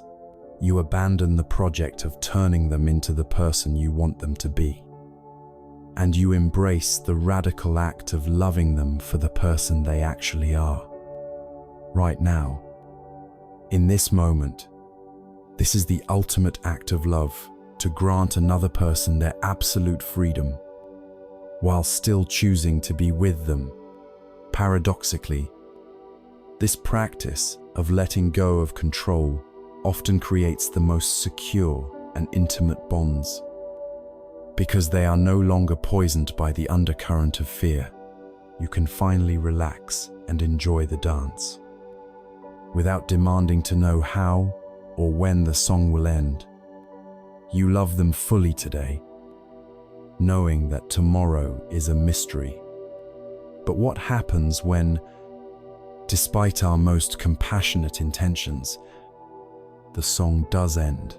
What happens when the conditions that held the relationship together inevitably change, and the dance of a partnership must dissolve into the solo of separation? This is where our practice of love and letting go faces its ultimate test. The dance of love, even the most conscious and compassionate one, does not last forever. The music fades, the partners bow, and the ballroom floor eventually empties. This is one of the most difficult truths for the human heart to accept. The end of a relationship, whether it is a passionate romance, a deep friendship, or a lifelong partnership, can bring a pain that feels like a tearing of the soul. It is a grief so profound that it can shake the very foundations of our world. We feel lost, abandoned, and broken. We look at the empty space beside us and believe that something essential has been stolen from us. In this moment of acute suffering, the spiritual path can feel very distant, but it is here, in the rubble of our heartbreak, that we are presented with the most powerful opportunity to practice the art of letting go. The first step in this practice is to bow deeply to the law of impermanence, or anicca. Everything in the manifest world is subject to this law. Nothing is permanent. The seasons change. The stars shift in the sky. Our bodies age, and our thoughts flicker and vanish like sparks from a fire. We accept this on an intellectual level. We do not rage against the winter for replacing the autumn. We do not curse the sunset for ending the day. We understand that this is the natural, beautiful rhythm of life. Yet, when it comes to our relationships, we resist this law with all our might. We try to build monuments out of moments. We want our relationships to be the one thing in the universe that is exempt from change, the one thing that will last forever. This resistance, this struggle against the fundamental nature of reality, is the primary source of our torment. When a relationship ends, it is not a failure. It is simply a sign that the duyen, the intricate web of conditions that held it together, has dissolved. Remember the seed and the soil? Perhaps the soil of your shared life has changed. One of you got a new job. One of you had a spiritual awakening. One of you developed a new passion that pulled you in a different direction. The ground that was once fertile for your connection is no longer so. The water may have dried up. The emotional wellspring that nourished you both has run its course. The sunlight may have shifted. The timing is no longer right. The seed of your connection has fulfilled its purpose. It has grown. It has flowered. And it has taught you both the lessons you needed to learn from each other. Now, The season is over. To try and force the plant to keep blooming out of season is an act of violence against nature. It is to demand that winter produce roses. This is the act of new KO, of desperately clinging to what is already gone. It is a recipe for endless suffering. This clinging creates a kind of ghost. The person is physically gone, but we keep them alive in our minds as a tormenting presence. We replay every conversation. We reread every old message.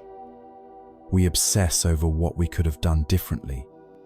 We are no longer in a relationship with a real person, but with a memory, a fantasy of what we have lost.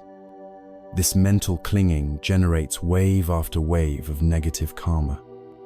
We plant seeds of bitterness, resentment, and self-pity. We become trapped in a prison of the past, unable to be present for the life that is still unfolding right in front of us.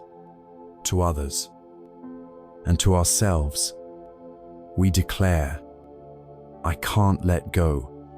But the truth is, we are actively choosing, in every moment, to hold on. Letting go is not a passive event. It is an active, courageous choice. It is the choice to say, "This chapter is over. It was beautiful and it was painful. And now, I am turning the page." How do we do this? We begin by honoring the ending. We give the relationship a beautiful funeral instead of trying to forget it or pretend it never happened. We acknowledge its life and its death with reverence. This means allowing ourselves to feel the grief fully, without judgment. Sadness is not a sign of weakness. It is a sign of a heart that was brave enough to love. We can create a small ritual.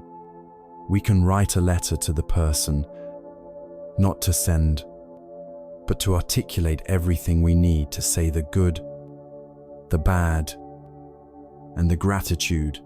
We can light a candle and wish them well on their journey, releasing them with love. This conscious act of closure helps the mind to accept the finality of the ending, freeing us from the purgatory of false hope. The next and most transformative step is to cultivate gratitude.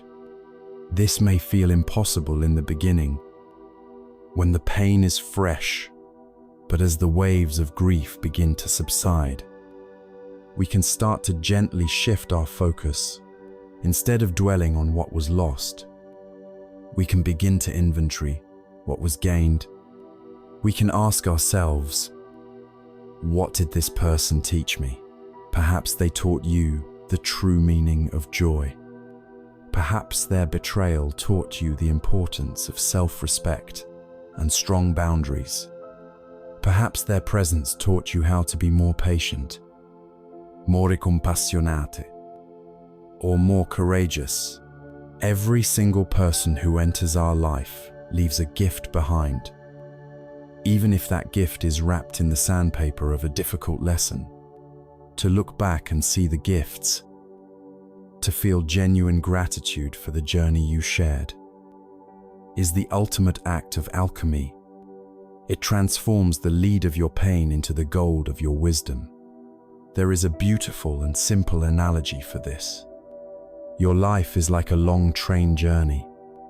You board at birth, and your final destination is death. Along the way, the train stops at many stations. People get on and people get off. Some people, like your parents, are on the train with you from the very beginning. You assume they will be there for the whole journey. But one day, they will get off at their station, leaving you to continue without them. Some people get on, and you feel an instant connection. You sit with them, you laugh with them, you share your deepest secrets. You believe you will travel with them all the way to the final destination. But they have their own ticket, their own destination, at a station you did not expect. They will stand up, hug you goodbye, and get off the train. The pain of seeing them go is immense. The seat beside you feels cold and empty. For a while, you may stare out the window, looking back at the station, hoping they will change their mind and run to catch up. But the train keeps moving forward. To cling to their departure is to miss the beauty of the landscape that is passing by right now. It is to ignore the other wonderful passengers who are still on the train with you, and the new ones who may get on at the very next stop. The art of this journey is to be fully present with the people who are in your carriage, to love them and cherish the time you have together. And when they reach their station, to let them go with a heart full of gratitude for the part of the journey you were blessed to share. There is no blame, no failure. There is only the shared experience, the memories, and the love that remains. The end of a relationship, therefore, is not a void. It is a sacred space. It is a quiet, solitary station on your journey. It is an invitation to sit with yourself, to heal, to integrate the lessons you have learned, and to become stronger, wiser, and more compassionate. It is the final, fiery test of non-attachment.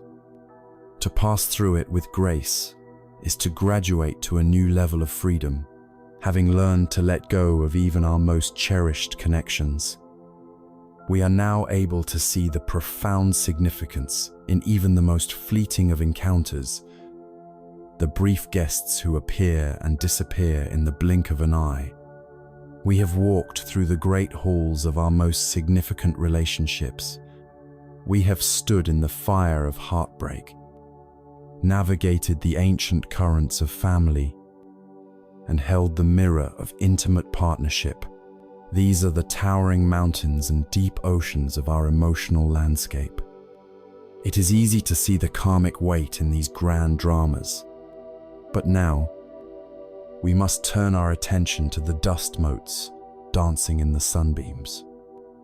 The tiny, seemingly insignificant encounters that make up the fabric of our daily lives.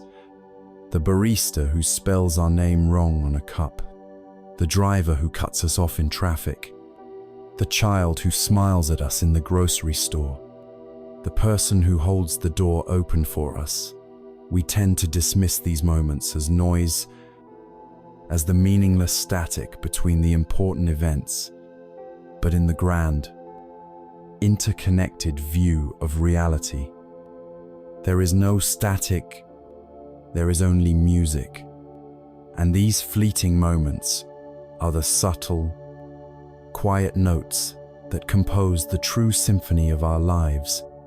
Think of karma not just as a grand ledger of major deeds, but as a constant, flowing energetic exchange.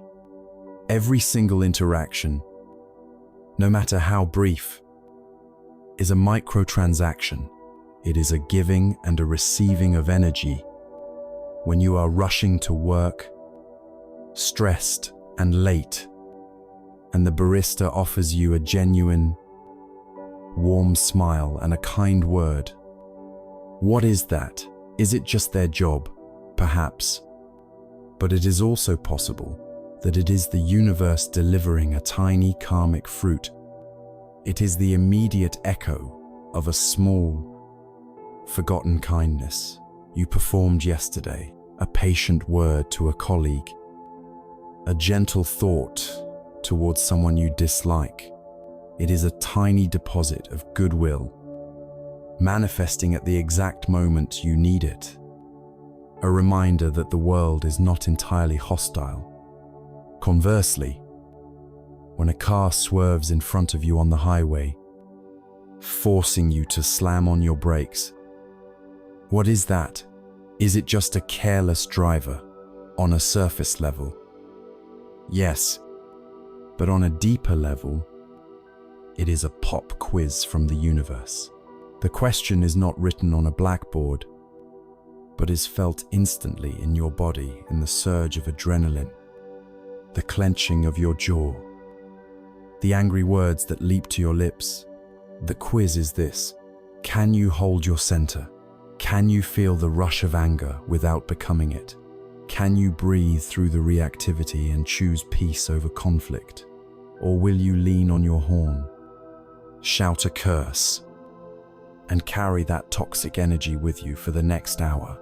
This stranger, whom you will never see again, has just presented you with a priceless, real-world opportunity to practice patience, non-reactivity, and forgiveness. They are a brief, unappointed Zen master in a metal box. To see these moments, not as annoyances but as training sessions, is to transform the entire experience of your day. This practice becomes even more powerful when we shift our focus from being the receiver of these encounters to being the conscious initiator. We spend so much time reacting to the world, but we have the power, in every small moment, to act. Every fleeting interaction is a blank canvas, an opportunity to plant a new, wholesome seed. You can be the person who offers the genuine smile to the stressed-out cashier. You can be the driver who graciously lets someone merge into your lane. You can be the one who sees a parent struggling with a stroller and holds the door, making eye contact and offering a silent moment of solidarity. These are not grand, heroic acts. They will not win you any awards, but they are the very substance of an awakened life. They are microdoses of compassion. Each one is a golden thread that you consciously choose to weave into the shared tapestry of human experience. You are adding to the world's net total of kindness rather than its net total of stress. This costs you nothing, yet its ripple effect is immeasurable. This brings us to one of the most profound and simple expressions of Zen wisdom. A student once asked a great master to describe his state of enlightenment. He replied, "When I am hungry, I eat. When I am tired, I sleep." The student was confused. "But isn't that what everyone does?" The master smiled. "No, when most people eat, they are not eating. They are thinking of 1,000 other things. When most people sleep, they are not sleeping. They are wrestling with their anxieties. When I eat, I just eat. When I sleep, I just sleep." This is the heart of mindfulness, bringing your full, non-judgmental presence to the simple reality of the present moment. We can apply this directly to our daily encounters.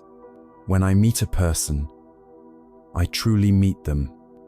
When I am wronged, I simply observe my mind.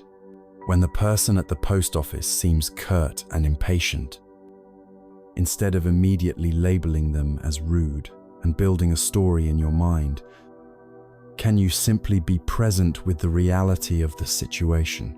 Can you see the weariness in their eyes?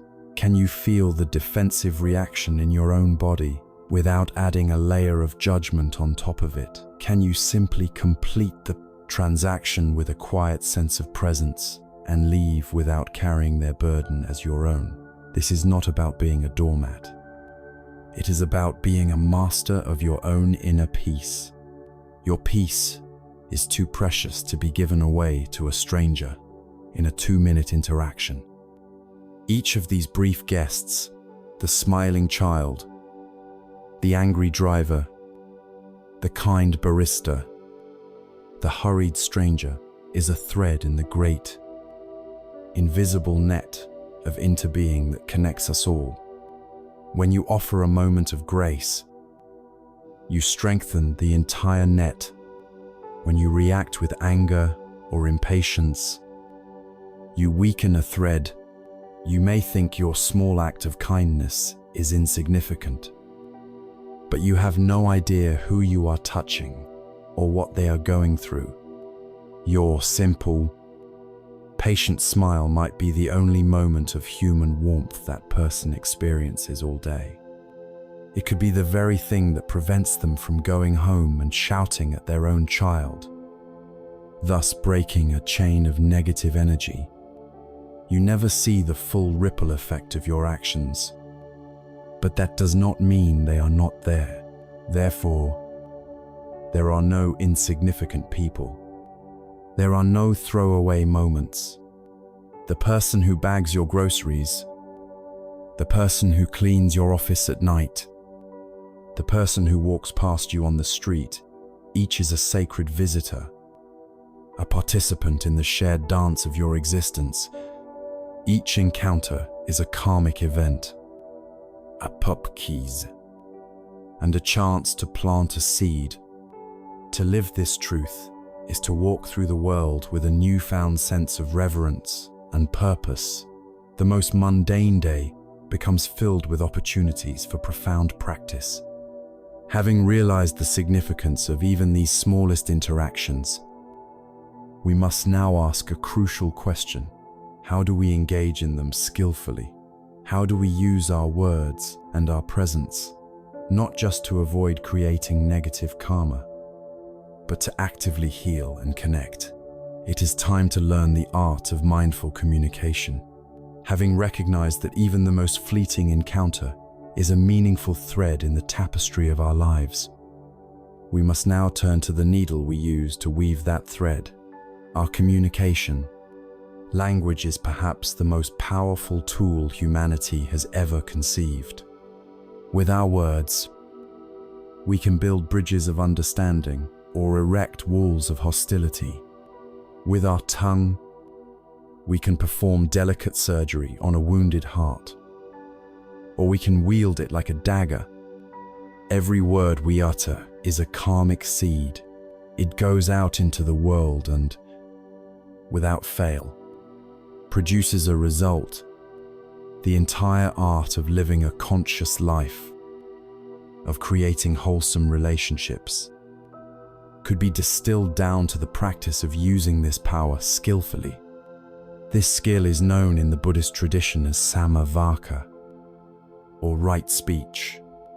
It is a cornerstone of the Noble Eightfold Path, but we should not think of it as a rigid set of commandments. Rather, it is a practice of deep mindfulness, a way of communicating that is rooted in compassion and aimed at reducing suffering for both ourselves and others. This practice can be understood through its two great wings, loving speech and deep listening. Let us first explore the wing of loving speech.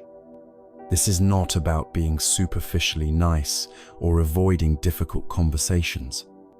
It is about ensuring that the words we choose to speak are filtered through 4 gates of wisdom. Before you speak, you can silently ask yourself, is it true? Is it kind? Is it beneficial? Is it the right time? The first gate is truth. Loving speech is rooted in reality. It avoids exaggeration, gossip, and outright lies, as these things cloud the mind and create a world of illusion. However, truth alone is not enough. This is why the second gate is kindness. A statement might be true, but if it is spoken with the intention to wound, it is not loving speech. A doctor might know a patient is gravely ill, which is true, but they would not deliver this news with brutality. The truth must be wrapped in the gentle cloth of compassion. The third gate is whether the speech is beneficial or constructive. Is what you are about to say going to build up or tear down? This is the gate that shuts down gossip, slander, and harsh, pointless criticism. When we speak ill of another person who is not present, we are planting potent negative seeds. We are not only harming their reputation, we are poisoning our own mind with judgment and creating a toxic atmosphere of distrust around us. Before speaking about someone, we can ask, would I say this if they were standing right here?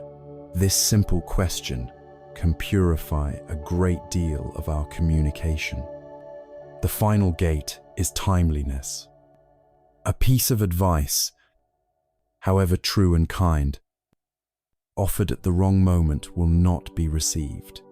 Loving speech is also the wisdom of knowing when to remain silent, when to wait until the other person is calm and receptive before we share our perspective. Now we turn to the second, and perhaps more forgotten, wing of this practice, deep listening. Most of what we call listening is simply waiting for our turn to speak. While the other person is talking, we are not truly with them. We are busy formulating our rebuttal, searching our memory for a similar story from our own life, or diagnosing their problem and preparing our brilliant advice. This is not listening. This is ego in waiting. Deep listening is a profound act of compassion. It is the practice of offering your complete, undivided presence to another human being. It means setting aside your own agenda, your own stories, and your own need to be right. You listen with only one intention: to understand their world, their perspective, their suffering. It is a form of meditation where the object of your focus is not your breath, but the heart of another. When you listen to someone in this way, you are giving them an incredible gift. You are telling them, without words, I see you, I hear you, you are not alone, your suffering is real, and I am willing to be here with you in it. Often, this silent, focused presence is more healing than any advice we could ever offer. It creates a space where the other person can hear themselves more clearly and come to their own solutions. The power of this compassionate presence is beautifully illustrated in the story of the Buddha and the elephant. Nalagiri, the Buddha's jealous cousin, Devadatta, conspired to assassinate him. He arranged for Nalagiri, a notoriously fierce and powerful elephant, to be intoxicated with alcohol and then unleashed upon the path where the Buddha was calmly walking. As the elephant charged, people screamed and fled in terror. It was a raging, unstoppable force of pure, drunken fury. The Buddha's attendant, Ananda, tried to step in front of him, but the Buddha gently moved him aside. He did not run. He did not prepare to fight. He simply stood his ground, and from his heart, he radiated a powerful, palpable energy of metta, of unconditional loving kindness and compassion, directly at the charging beast. As Nalagiri thundered towards him, it was met not with fear or aggression, but with this immense wave of pure goodwill. The Buddha spoke to the elephant, not with shouts or commands, but with a voice that was gentle, soothing, and full of love, as one would speak to a frightened, suffering child. The effect was miraculous. The elephant, which moments before was an agent of pure destruction, slowed its charge. The rage in its eyes dissolved. Upon reaching the Buddha, it knelt down, and allowed the Buddha to gently stroke its forehead. The ferocious beast had been completely tamed, not by a greater force, but by a greater love. That drunken elephant, Nalagiri, lives inside each of us. It is our own untamed anger, our fear, our pride. It also lives in the people we argue with. When someone is screaming at us, they are in the grips of their own Nalagiri. Our instinct is to meet their rage with our own, to unleash our own elephant. But this story teaches us a different way. It shows that the power of loving speech and compassionate presence can tame the most violent energies, both within ourselves and in others. It can de-escalate a conflict and create the space for true understanding to emerge. Finally, we must honor the power of the unspoken word silence. In our noisy, talkative world, we have forgotten that silence is not just an empty space. It is a powerful form of communication. In the middle of a heated argument, the wisest action is often to stop talking, to take a breath, and to introduce a moment of shared silence. This breaks the reactive cycle and allows the raging elephants to calm down.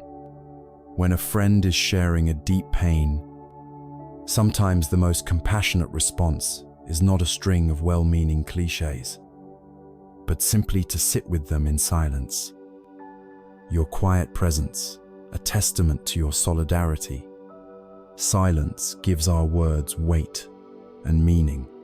It is the space between the notes that allows the music to be heard. Our communication, then, is a constant karmic dance. The words we speak plant seeds for the future.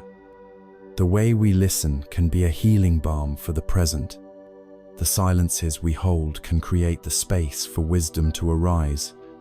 Each conversation is an opportunity to practice this art, to use our words and our presence to reduce the suffering and increase the connection in our world.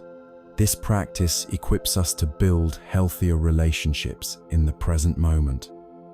But what about the damage caused by the unskillful and unloving words of the past?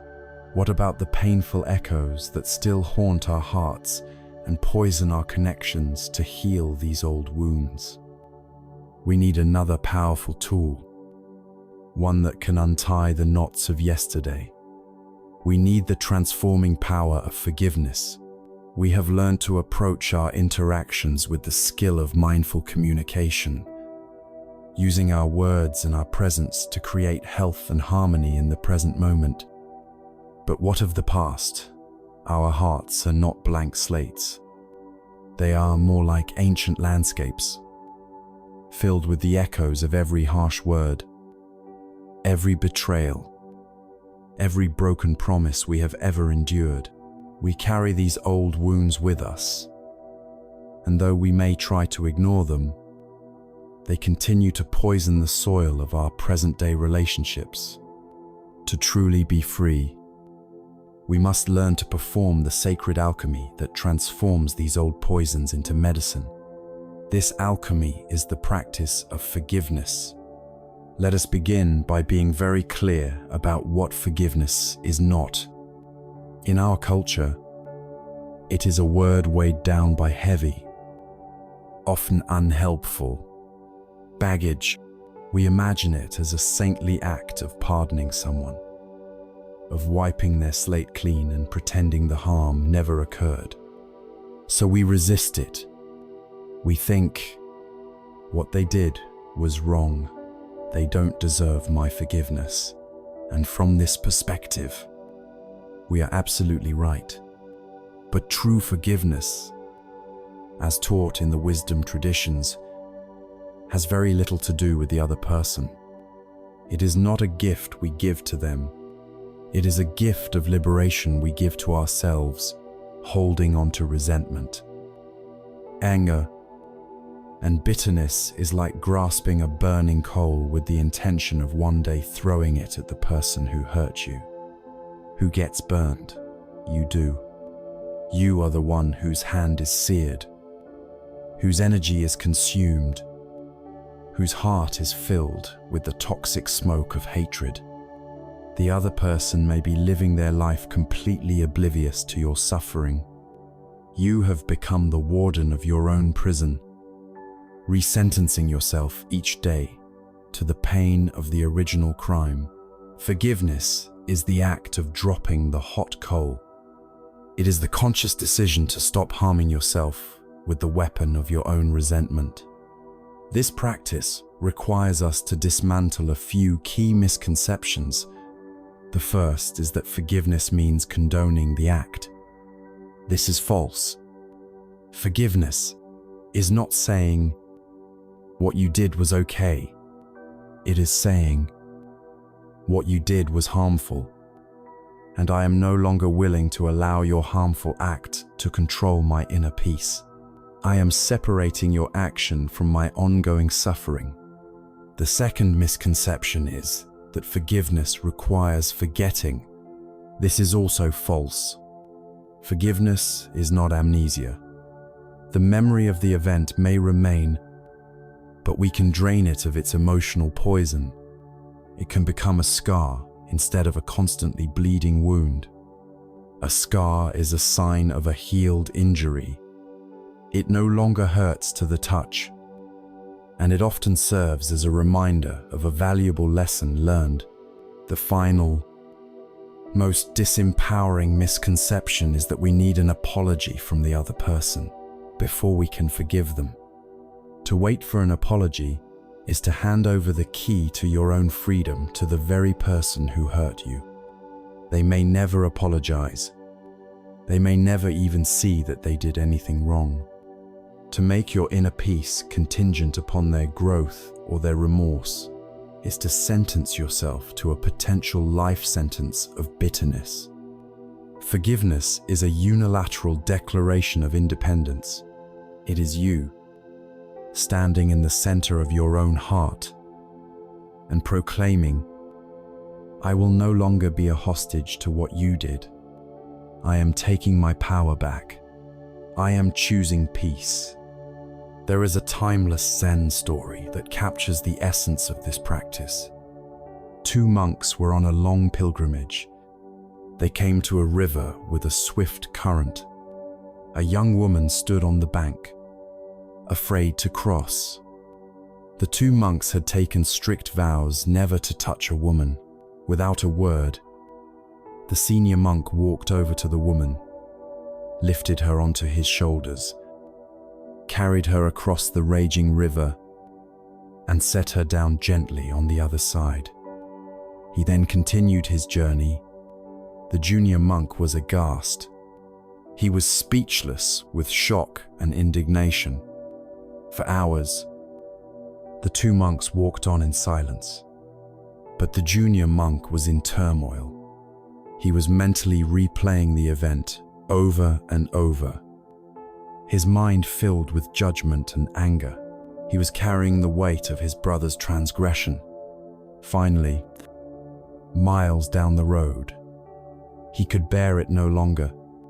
He burst out, "Brother, how could you do that? You know, we are forbidden to touch women. You have broken your sacred vows." The senior monk looked at him with a calm, compassionate gaze and replied, "Brother, I set that woman down by the river hours ago. Why are you still carrying her?" This is the question forgiveness asks of us. The person who hurt us, the event that caused us pain, that is the woman at the river. The event is over. It exists now only in our memory. Yet we choose, day after day, to keep carrying the heavy burden of our resentment. We are the junior monk, exhausting ourselves by reliving a moment that is long past.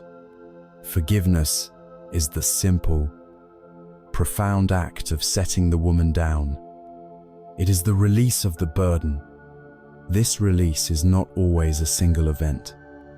More often, it is a process.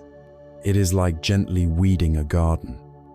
You sit quietly, you bring the person and the situation to mind, and you acknowledge the pain. You let yourself feel the ouch.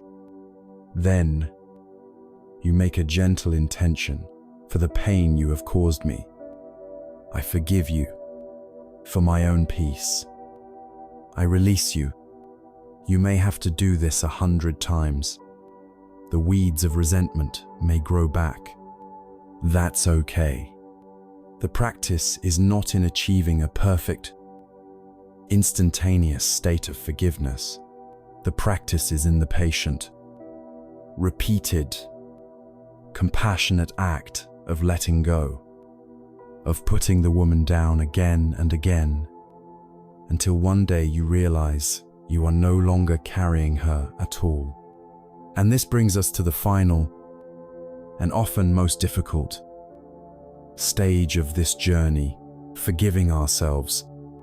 We can be our own harshest critics, our own most unforgiving judges. We carry the ghosts of our own past mistakes. The things we said, the things we did, the times we acted out of our own fear and ignorance. We hold ourselves to a standard of perfection that we would never impose on anyone else. The practice is the same. We must learn to look at our past self with the same compassion we would offer a friend. We were doing the best we could with the awareness and the tools we had at the time.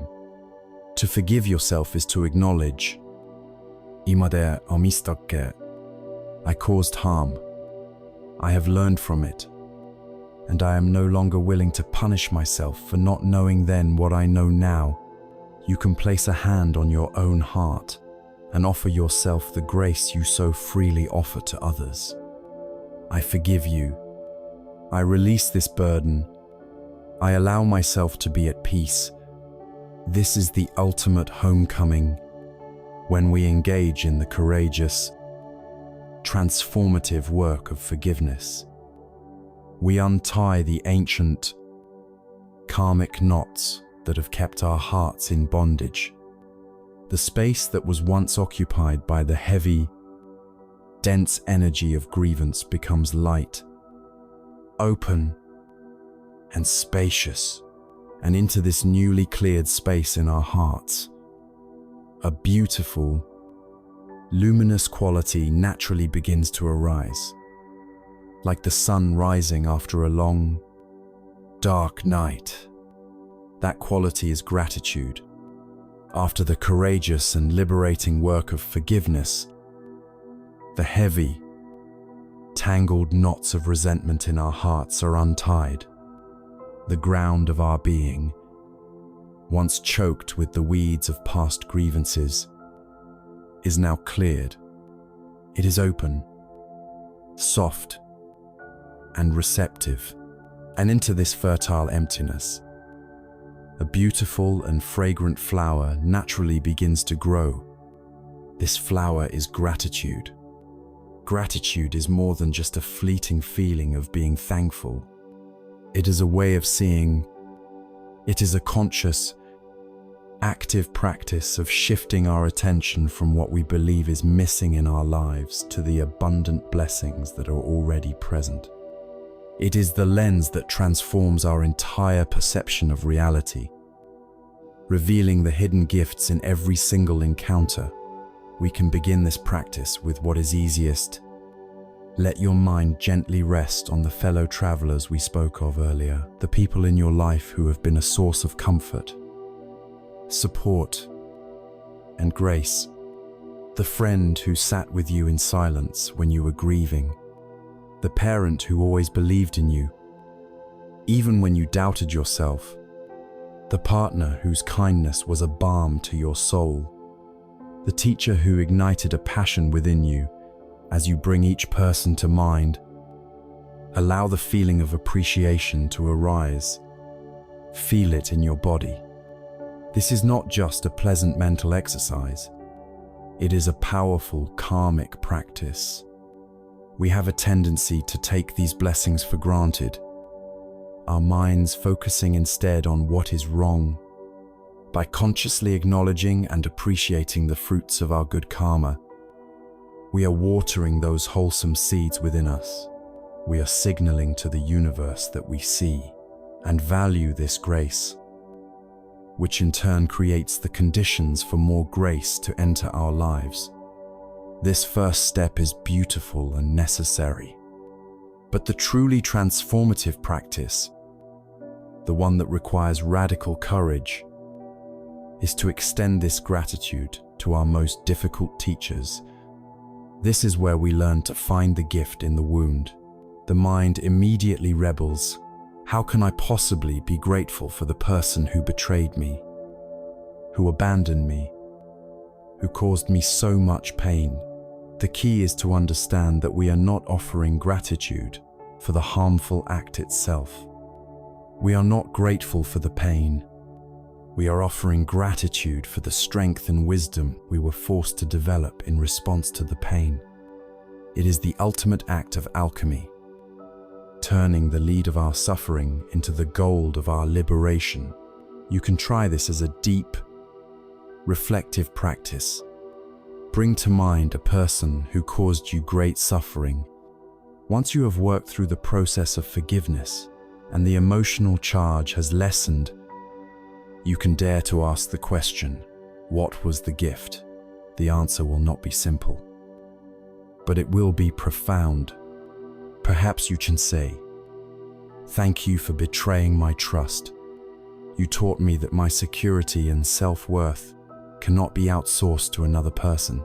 You forced me to build an unshakable foundation of trust within myself." Or perhaps, "Thank you for constantly criticizing me.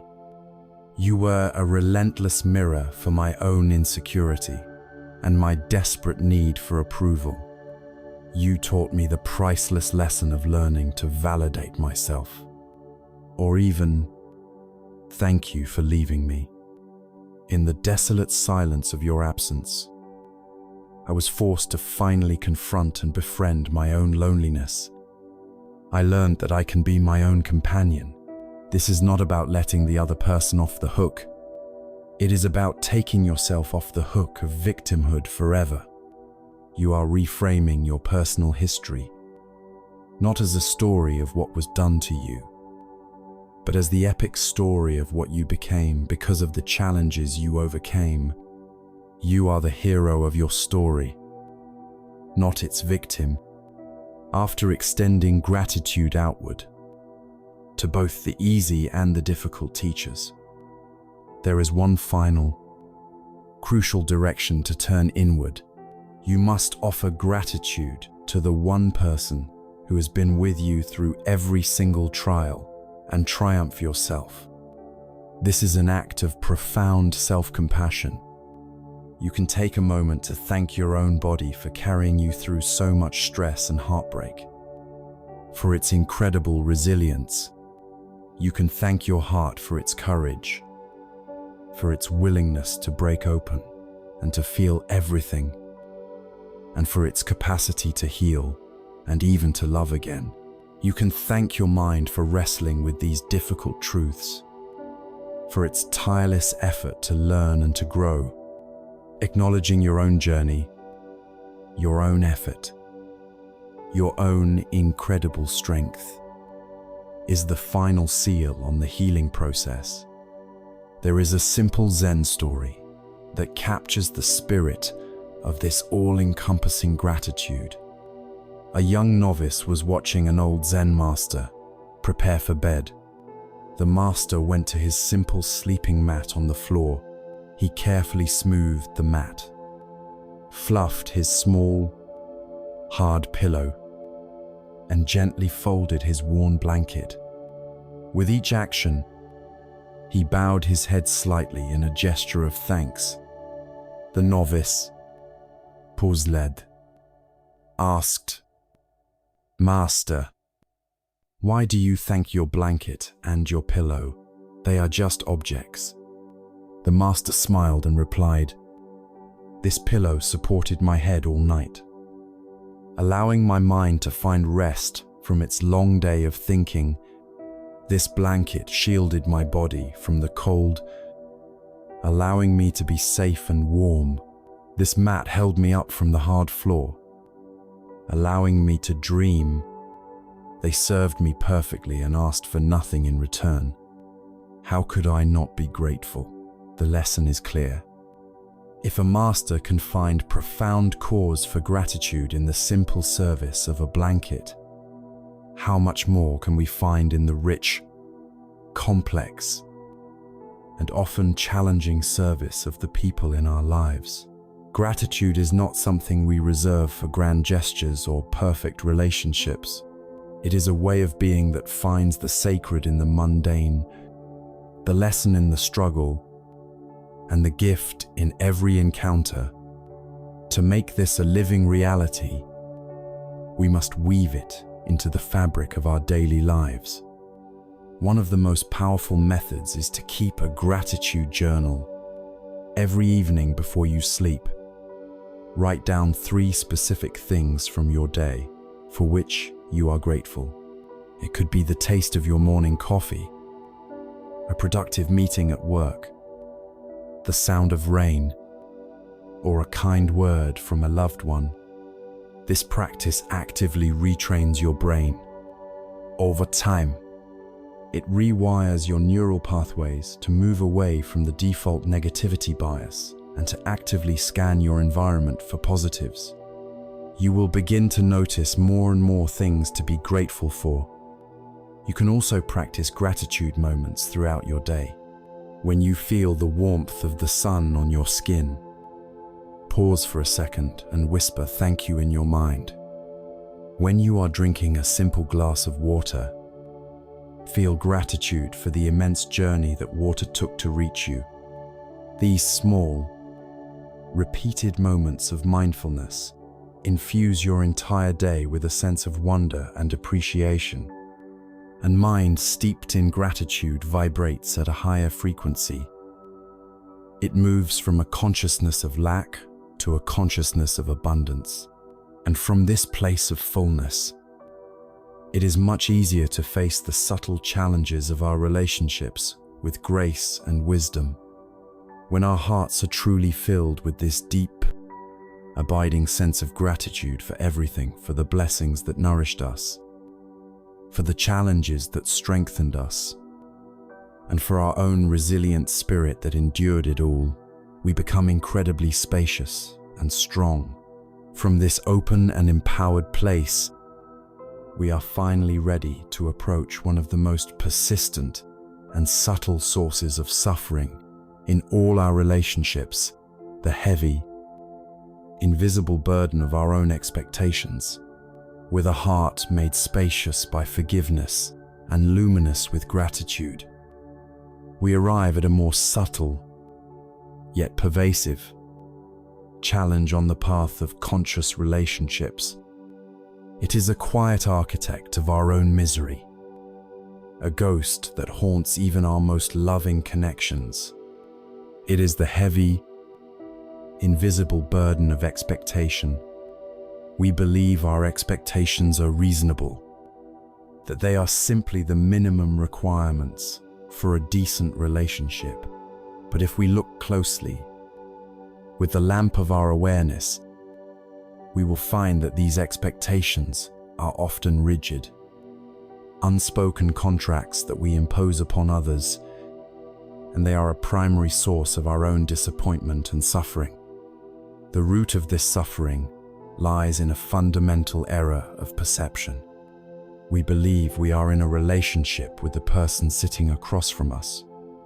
But more often than not, we are in a relationship with the image of that person that we have created in our own mind. When we first meet someone, we gather a few initial data points: their kindness, their humor, their intelligence. Then, our mind, like an eager novelist, takes these few facts and begins to write a story. It creates a character en avatar, filling in the blanks with all of our own hopes, needs, and romantic ideals. We fall in love with this beautiful, perfect character we have created. This ghost who happens to inhabit the body of a real human being. The trouble begins when the real person inevitably deviates from the script we have written for them. Our ghost would always know the right thing to say.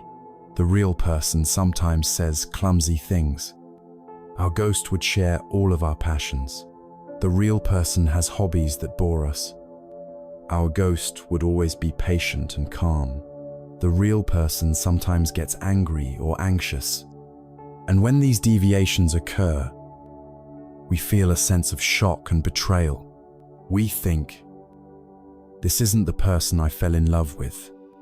And in a way, we are right. We fell in love with our own creation. And now the real human being is refusing to play the part. Our suffering, then, is not caused by the other person's behavior. It is caused by the gap between reality and our cherished fantasy. We are heartbroken by the failure of our own story. Imagine a gardener who decides to plant a rose. In his mind, he has a perfect image. The rose must be a deep, velvet crimson. Its petals must unfold in perfect symmetry, and it must bloom on the first day of June. Not a day, sooner or later. He lovingly prepares the soil. He waters the plant diligently. He protects it from pests. He gives it everything it needs to thrive. The plant grows strong and healthy, and soon, buds appear. But as they begin to open, he sees that the petals are not crimson, but a soft, delicate pink. And due to a late spring, they are blooming a week into June. The roses are breathtakingly beautiful, fragrant, and vibrant. But the gardener is filled with bitterness and disappointment. He cannot see the beauty of the real flower because he is blinded by the ghost of the imaginary one. He sees the plant as a failure. A wise gardener, however, would approach the task differently. He too would provide the most nourishing soil and the most loving care. But he would do so without a rigid demand for a specific outcome. He would watch with curiosity and wonder as the plant revealed its own unique nature. When the soft, pink rose bloomed in its own time, he would be filled with delight. He would celebrate the reality of the flower, not mourn the absence of his fantasy. In our relationships, we must learn to be this wise gardener. Our task is to provide the conditions for growth, love, support, respect, but we must release our attachment to the outcome.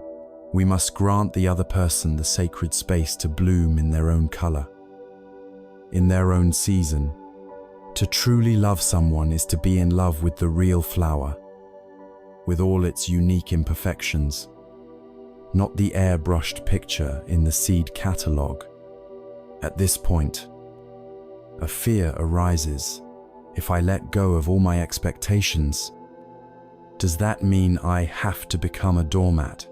Does it mean I have to accept disrespectful or harmful behavior? This is a crucial distinction. We must learn to differentiate between expectations and standards. A standard is about you. It is a declaration of your own boundaries and self-respect. A standard sounds like, I will be in a relationship where I am treated with kindness and honesty.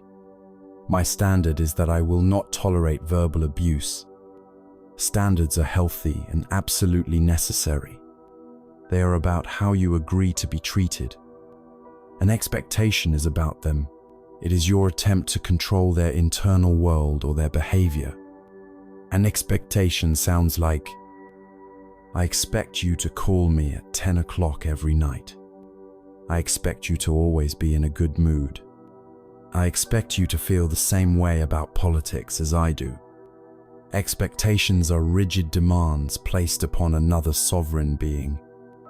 They are the source of endless friction. The practice is to let go of your expectations of them. While fiercely upholding your standards for yourself, you can accept that your partner has a temper.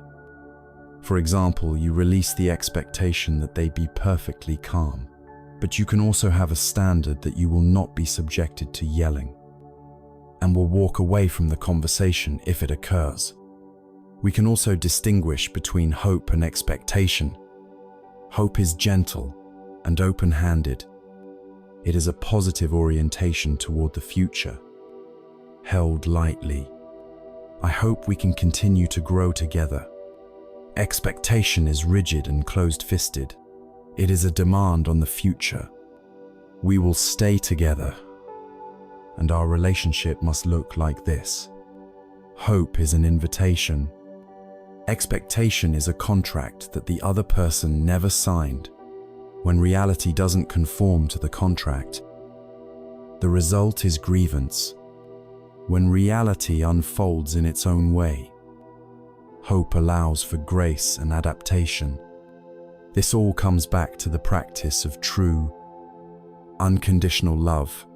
Loving kindness, or metta, is the simple wish for another to be happy, without demanding that their happiness conform to our agenda. Compassion, or karuna, is the willingness to be with their suffering without expecting them to get over it on our timeline, because their pain makes us uncomfortable. This kind of love is a gift, given freely. It is the open palm that allows the sand to be as it is. It is the wise gardener who celebrates the pink rose. To release our expectations is one of the greatest gifts we can give another person. It is to finally see them, perhaps for the first time, as they truly are, separate from our own needs and stories. It is to grant them the freedom to be imperfect, to be human. This act not only liberates them from the impossible burden of living up to our fantasy, but it also liberates us from the constant, exhausting work of being disappointed. It is difficult work, requiring us to constantly watch our own minds and to gently release the stories we so love to write. But where, in our noisy, distracted, and hyper-connected world, can we possibly find the quiet space needed to do this work? How can we hear the subtle whispers of our own expectations if we are never silent? This brings us to the profound and often misunderstood value of intentionally stepping away from it all into the rich and fertile ground of solitude, having learned to practice gratitude and release the heavy burden of our expectations. We acquire a new sense of spaciousness in our hearts. Yet, to do this work consistently, to truly see the subtle mechanics of our own minds, we need something our modern world has almost completely forgotten how to value. We need silence. Venit solitude. In our culture, being alone is often seen as a kind of failure, a social disease. We have become terrified of empty space and quiet moments. The instant we are alone, we reach for a distraction: our phone, the television, a podcast, anything to fill the void. We scroll through the curated lives of others to escape the uncurated reality of our own. But this constant flight from ourselves comes at a great cost. We lose the ability to hear our own thoughts, to feel our own feelings, and to connect with the deep well of wisdom that lies within us. It is time to reclaim the sacred practice of solitude, not as an escape from life, but as a deeper dive into it. We must first make a crucial distinction between loneliness and solitude. Loneliness is the pain of isolation. It is a feeling of lack, of being cut off from connection, solitude. On the other hand, is the richness of self-connection. It is a voluntary, intentional state of being with oneself. Loneliness is a hungry emptiness. Solitude is a joyful fullness. One is a state of poverty, the other a state of profound wealth. Our society, in its fear of being alone, has forgotten this distinction and thrown away one of the most powerful tools for spiritual growth. Think of your daily life as a constant series of meals. Every conversation, every news article, every social media post, every interaction is a form of consumption. We are constantly taking in information, emotions, and experiences, just as our physical body needs time to rest and digest the food it has eaten. Our mind and spirit need time to digest the experiences they have consumed. Intentional solitude is this sacred digestive process.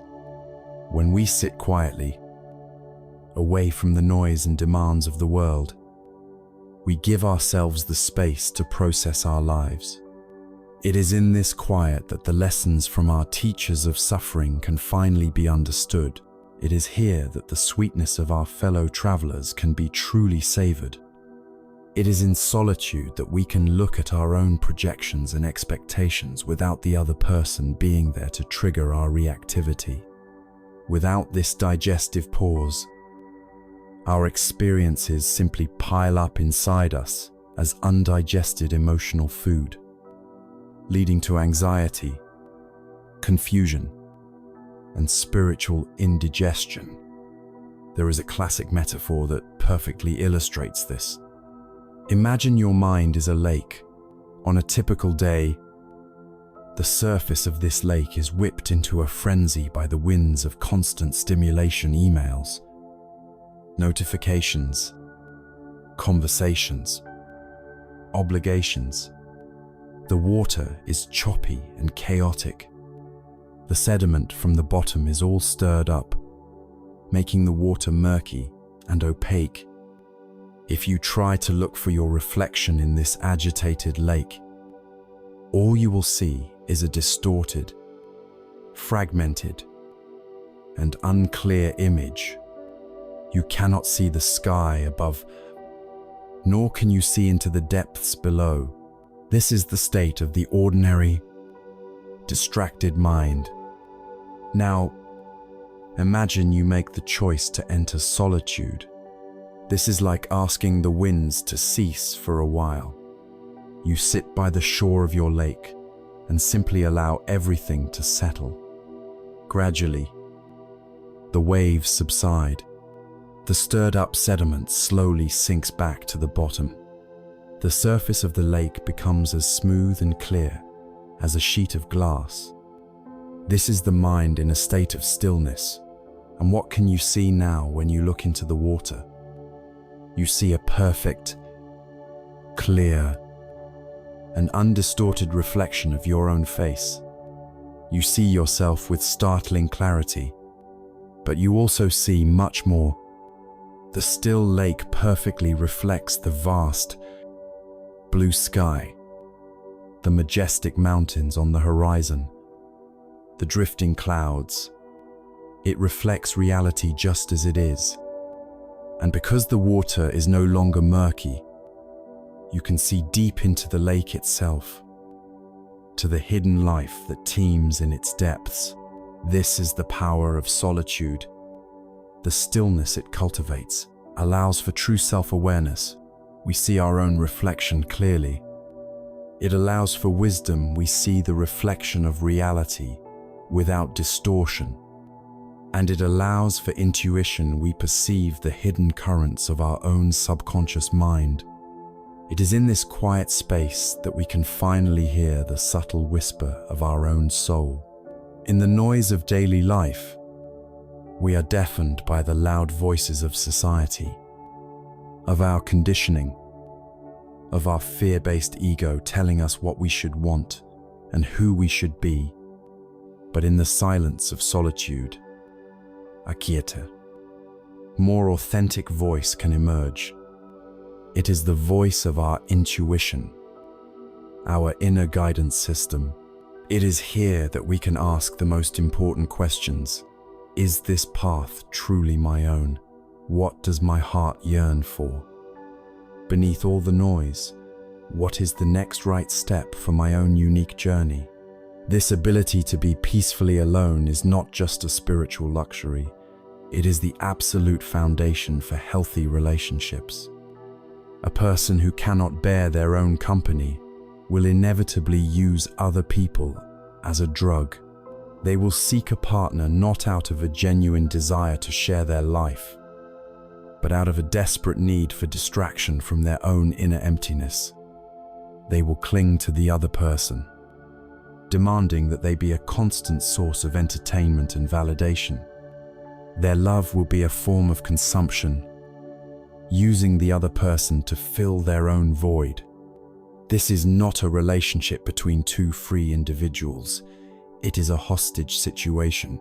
Conversely, a person who has cultivated a rich inner life through the practice of solitude brings an incredible gift to a relationship, the gift of their own fullness. They do not enter a partnership needing to be saved or completed. They enter with a full vessel, choosing to share their abundance with another because they are not afraid of being alone. Their love is a choice, not a need. Their presence is peaceful, not demanding. They are able to give their partner the space to be themselves, because they are not relying on them for their own sense of self. They can be a calm, steady presence for another person's storms, because they know how to find stillness within their own lake. Therefore, the practice of intentional solitude is not an act of selfishness or antisocial behavior. It is one of the most loving things you can do for yourself and for everyone in your life.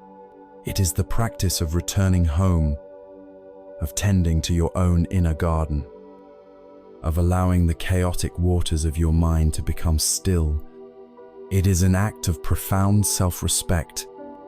When the lake of our mind is this quiet and clear, when we can finally see our own reflection without distortion, we begin to notice something truly extraordinary.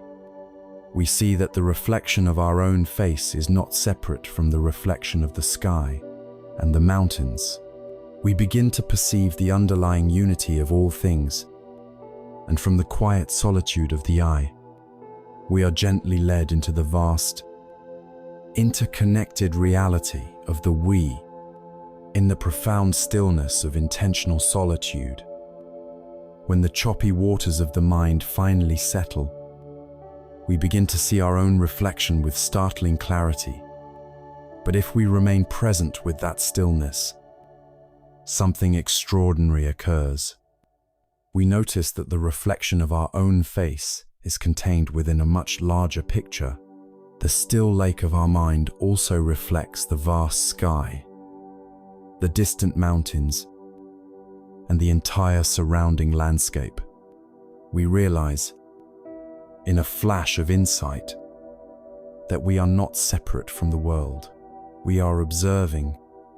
The ultimate gift of solitude is not a stronger, more fortified sense of, but the gentle and revolutionary dissolution of its very boundaries. This is the sacred journey from the isolated self to the interconnected whole, from the constricted reality of I to the boundless truth of we. For our entire lives, We are conditioned to believe in the story of a separate self. This is the ego, the sense of I, me, and mine. From a practical standpoint, the ego is a necessary tool for navigating the world. It helps us remember our name, our address, and our responsibilities. But this functional tool has become a tyrant. It has built a fortress around itself and convinced us that we are this small, fragile identity, separate from everyone and everything else.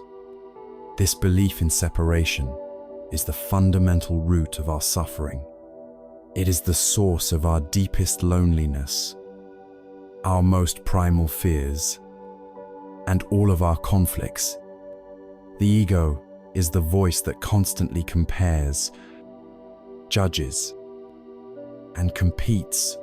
It is the architect of the walls we build between ourselves and others, labeling them as friend, enemy, stranger, better than me, less than me.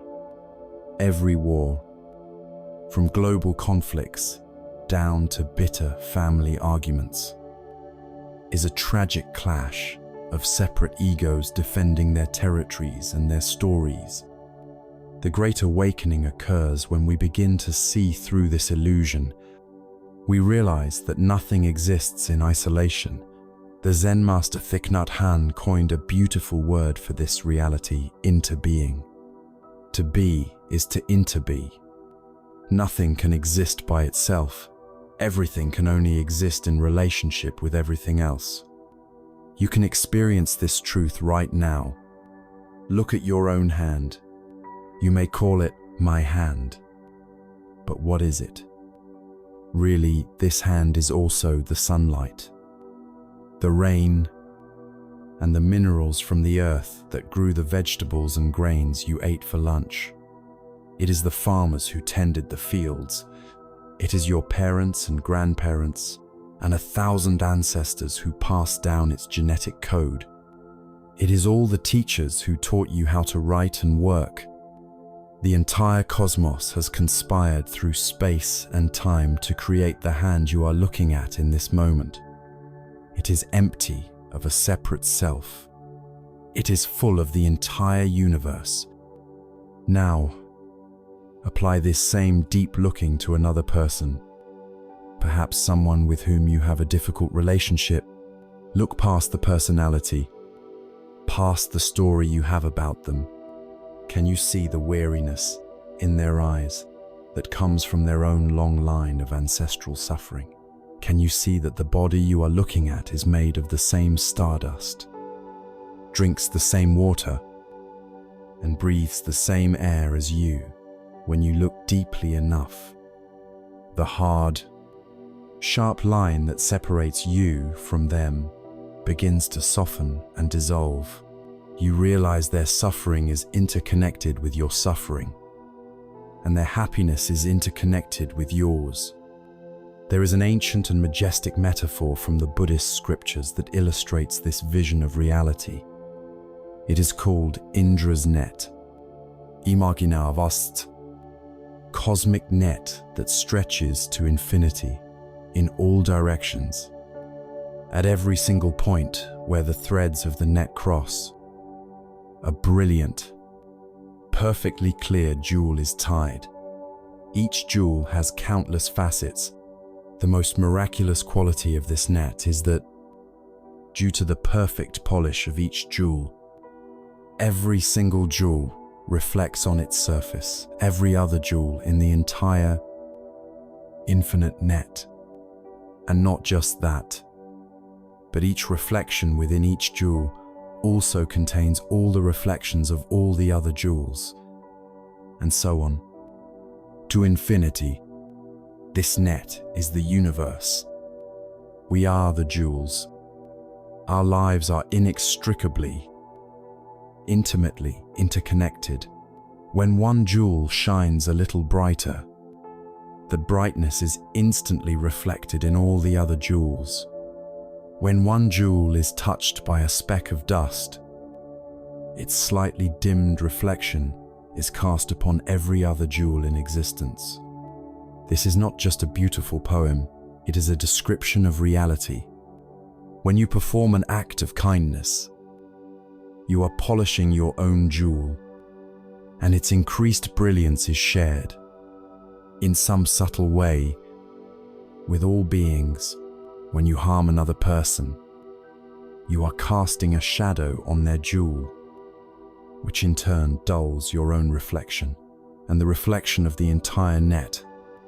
There is no such thing as a truly isolated action. We are all in this together. This can feel like an abstract concept, but there is a powerful and ancient practice designed to help us move this truth from our heads to our hearts. It is the practice of metta, or loving-kindness meditation. It is a technology for systematically dismantling the fortress of the ego. The practice is simple. You sit quietly and generate a feeling of warmth and goodwill, directing it first toward yourself. May I be safe. May I be healthy. May I live with ease. Having established this foundation of self-compassion, you then expand the circle of your goodwill. You bring to mind a beloved friend or family member, and you offer them the same wishes. May you be happy. May you be peaceful. This part is usually easy. Then, the practice stretches you. You bring to mind a neutral person, someone you see regularly but have no strong feelings about. Like a cashier at the grocery store, you offer them the same sincere wishes. You are beginning to extend kindness beyond your tribe. The next step is the most transformative. You bring to mind a difficult person, one of your teachers of suffering. Your ego will resist this fiercely, but you try anyway. You look past their personality. You see the suffering that motivates their actions, and from your heart, you offer the wish, may you be free from your suffering. May you be happy. In this moment, you are actively dissolving the boundary between friend and enemy. You are reaching across the divide created by your ego and recognizing your shared humanity. Finally, you expand your goodwill outward in all directions, to all beings in your city, your country, on your continent, and throughout the entire universe. Without exception, may all beings be happy. This practice, done regularly, melts the ice of separation and allows you to feel, in your own body, the warm, flowing truth of interconnection. When we awaken to this reality of interbeing, our lives are forever changed. Our personal dramas seem less catastrophic. Our sense of responsibility deepens as we realize that our own state of mind and our every action contribute to the whole, and our relationships are imbued with a new sense of humility and grace. We see that when we interact with another person, we are not just a separate I dealing with a separate you. We are two jewels in Indra's magnificent net, reflecting one another in this great, interconnected dance. Our roles are never fixed. Sometimes we are the ones who cause a ripple, and sometimes we are the ones who feel its effect. Sometimes we are the one planting a karmic seed, and sometimes we are the one harvesting its inevitable fruit. When we gaze into the vast, interconnected reality of Indra's net, when we truly begin to feel that we are not separate islands but interconnected jewels, our rigid sense of identity begins to soften We see that the roles we play in our relationships are not fixed positions, the labels we give ourselves and others: victim, villain, savior, student, teacher are not permanent job titles. They are temporary costumes we wear in the various scenes of a grand, cosmic play. In one scene, you may be the one who is wronged. In the next, you may be the one who causes the harm. To awaken to this truth is to step into a world of profound humility and radical responsibility. In this great karmic dance, we are constantly alternating between two fundamental roles: the reaper of past karma and the sower of future karma. To be the reaper is to be on the receiving end of a karmic fruit. When a teacher of suffering appears in your life, someone who challenges you, betrays you, or causes you pain, you are in the role of the reaper. You are harvesting the result of a seed that was planted long ago, perhaps by your own hand, in a life you don't even remember. Your task in this role is not to curse the harvest, but to reap it with as much wisdom and grace as you can muster. It is an opportunity to pay a karmic debt, to close a chapter, and to purify the past. The pain you feel is not a punishment, but a signal that a deep balancing of accounts is taking place. To be the sower, on the other hand, is to be the catalyst for change in another person's life. Your actions, your words, or even your simple presence becomes the du-yan, the condition that causes a seed in their karmic field to sprout. You may be the sower of a beautiful, wholesome seed, the person who offers a word of encouragement that changes the course of someone's life, or the one who shows a kindness that restores their faith in humanity.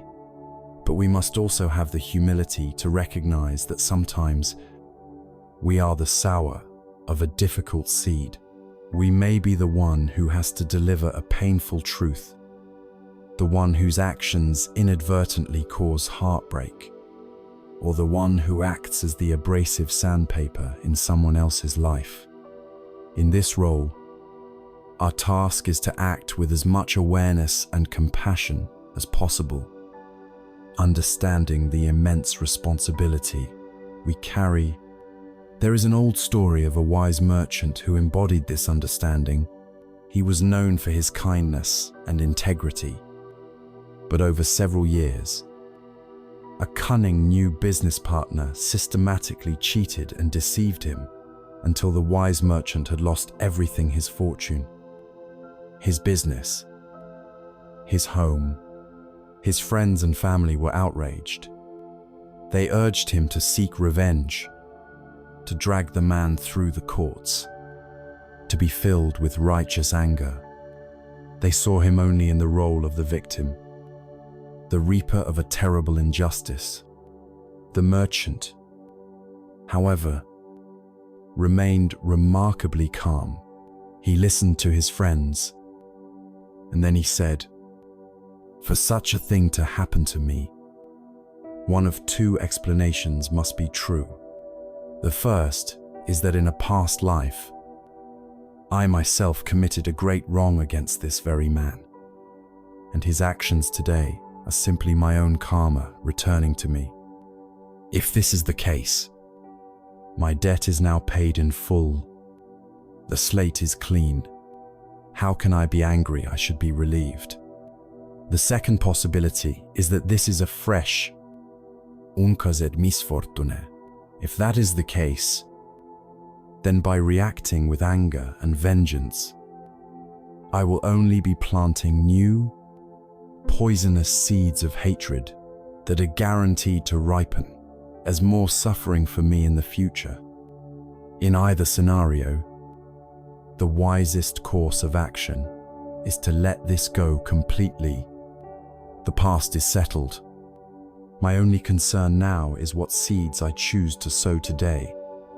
This merchant refused to be trapped in the static role of victim. He understood the fluid, dynamic nature of karma. He used the painful experience of being a reaper to consciously and powerfully choose what kind of sower he would be from that moment forward. This is the essence of wisdom, to use every experience, pleasant or painful, as an opportunity to purify our minds and set a wholesome direction for the future. Now, it is easy for us to identify with the merchant, to see ourselves as the noble victim, the one who is reaping the effects of a difficult karma. It is far more challenging and far more important to have the humility to see when we are playing the other role. Can you look back on your life with unflinching honesty and see the times when you were the villain in someone else's story? Have your unskillful words ever been the source of another's insecurity? Has your own fear or selfishness ever led you to betray someone's trust? Have you, in your own distraction and self-absorption, been the careless driver who cut someone off, causing a surge of anger and fear in their heart? For most of us, the answer is yes. We have all been the teacher of suffering for someone else at some point, whether we intended to or not. To recognize this is not a cause for shame or guilt. Guilt is a useless emotion that keeps us trapped in the past. Rather, this recognition is a profound opportunity for humility. It dissolves our self-righteousness. It allows us to see that the people who hurt us are often just as unconscious and caught in their own suffering as we have been in ours. This realization is the birthplace of true compassion, and it can become a powerful motivation to live with greater mindfulness, to be more careful with our words, more aware of our impact, and more gentle with the hearts of others. If our roles in this interconnected dance are always shifting, what then is our ultimate goal? It is to graduate from being an unconscious actor, tossed about by the winds of past karma, to becoming a conscious creator of our reality. The aim is to become a conscious sower of wholesome seeds in every single interaction. This means we no longer act purely from our conditioned habits, from our fear, our greed, or anger, or our pride. Instead, we learn to pause, and in that sacred space between stimulus and response, we choose to act from our highest intention, from a place of wisdom, clarity, and compassion. Before we speak, we can ask, what kind of seed am I planting with this word? Before we act, we can reflect, what kind of ripple will this action create in the great, luminous net of Indra? This transforms our entire life. There are no more neutral moments. Every interaction becomes a moment of profound spiritual responsibility and creative power. But this very fluidity can feel unsettling. This constant shifting of roles, the impermanence of our relationships, the swirling dance of cause and effect, it can feel like there is no solid ground beneath our feet. If everything is changing, if I am sometimes the reaper and sometimes the sower, where can I stand? Is there any true refuge, any shelter that is not subject to the relentless winds of karma and change? This profound existential question brings us to the very heart of the Buddha's final teaching, a timeless instruction on where to find the only real safety in this world. It is the instruction to build a refuge on the one piece of land you can truly own, the island of yourself. In the swirling, interconnected dance of karma, where our roles are always shifting, and the ground beneath our feet feels like a flowing river A deep and understandable question arises in the human heart. Where can I stand if all relationships are impermanent? If my friends can leave, my partners can change, and my family will one day be gone? Where is the true refuge? Where can I find a shelter that will not be swept away by the inevitable storms of life? We spend so much of our lives seeking this refuge in the arms of another person, in the security of a career, or in the accumulation of wealth.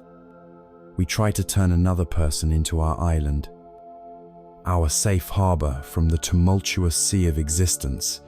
But this strategy is doomed to fail, for all of these external things are themselves just waves on the same ocean, subject to the same law of change. To seek ultimate safety in something that is itself unsafe is the very definition of suffering. The Buddha, in the final days of his life, addressed this very question. He was old and frail, his time of passing approaching. His beloved disciple, Ananda, who had been by his side for decades, was weeping. The world will be dark without you. Blessed One, Ananda cried, you are our light, our guide. When you are gone, who will be our teacher? Where shall we turn for refuge? The Buddha, with his final breaths, gave one of the most empowering and liberating teachings of his entire life. He looked at his grieving disciple and said, therefore, Ananda, be an island unto yourself, a refuge unto yourself, seeking no other refuge. Let the Dharma be your island, the Dharma your refuge, seeking no other refuge. This is a radical declaration of our own spiritual sovereignty, but we must be very careful in how we interpret it. To our modern, individualistic ears, be an island unto yourself might sound like a call to be a rugged, isolated ego, to build walls around our hearts and not rely on anyone. This is the complete opposite of the intended meaning. The small, fearful, separate ego is not the island. It is the stormy sea itself. The ego is the source of the craving and clinging that makes us seek external refuge in the first place. The island the Buddha is speaking of is not the personality. It is the unwavering truth of the Dharma, alive and cultivated within our own heart. So, what is this inner island? This Dharma refuge? It is built upon three foundational pillars. The threefold training of the heart and mind. The first pillar, the very ground of the island, is Sila, which means virtue or ethical conduct. This is our conscious commitment to live a life that causes no harm to ourselves or others. It is the practice of right speech, right action, and right livelihood. When we live with integrity, when we are honest, kind, and trustworthy, we create a life free from the inner turmoil of guilt and remorse. This integrity is the firm, solid ground upon which all other inner development is built. Without it, the island is just a muddy swamp. The second pillar is Samadhi, which means concentration or mindfulness. This is the lighthouse we build upon the island. It is the practice of training our attention, of calming the wild waters of our mind so that we can see reality clearly. Through meditation and mindfulness, we develop the ability to remain present and centered. Even when the storms of life are raging around us, We learn to observe our thoughts and emotions without being swept away by them. This steady, focused mind is the light that guides us through the darkness. The third pillar is prajna, which means wisdom or insight. This is the panoramic view from the top of the lighthouse. It is the direct, experiential understanding of the truth of reality, the truth of impermanence, of interconnectedness, of cause and effect. It is the clear seeing that all of the things we have been exploring, from karma and dependent origination to the nature of attachment and forgiveness, are not just philosophical ideas, but the very laws that govern our existence. This wisdom is what liberates us from our delusions. The self we take refuge in, therefore, is not our ego, but our own innate capacity for virtue, mindfulness, and wisdom. Consider the metaphor of a great tree. Imagine a tree that has spent all its energy on producing beautiful leaves and branches, but has neglected its roots. In the calm, sunny weather, it looks magnificent and strong, but when a great hurricane comes, with ferocious winds and torrential rains, its shallow roots are torn from the earth, and the entire tree is toppled and destroyed. It had no anchor. Now, imagine another tree. It may not be as flashy on the surface, but it has spent decades sending its roots deep, deep into the earth, wrapping them around ancient stones.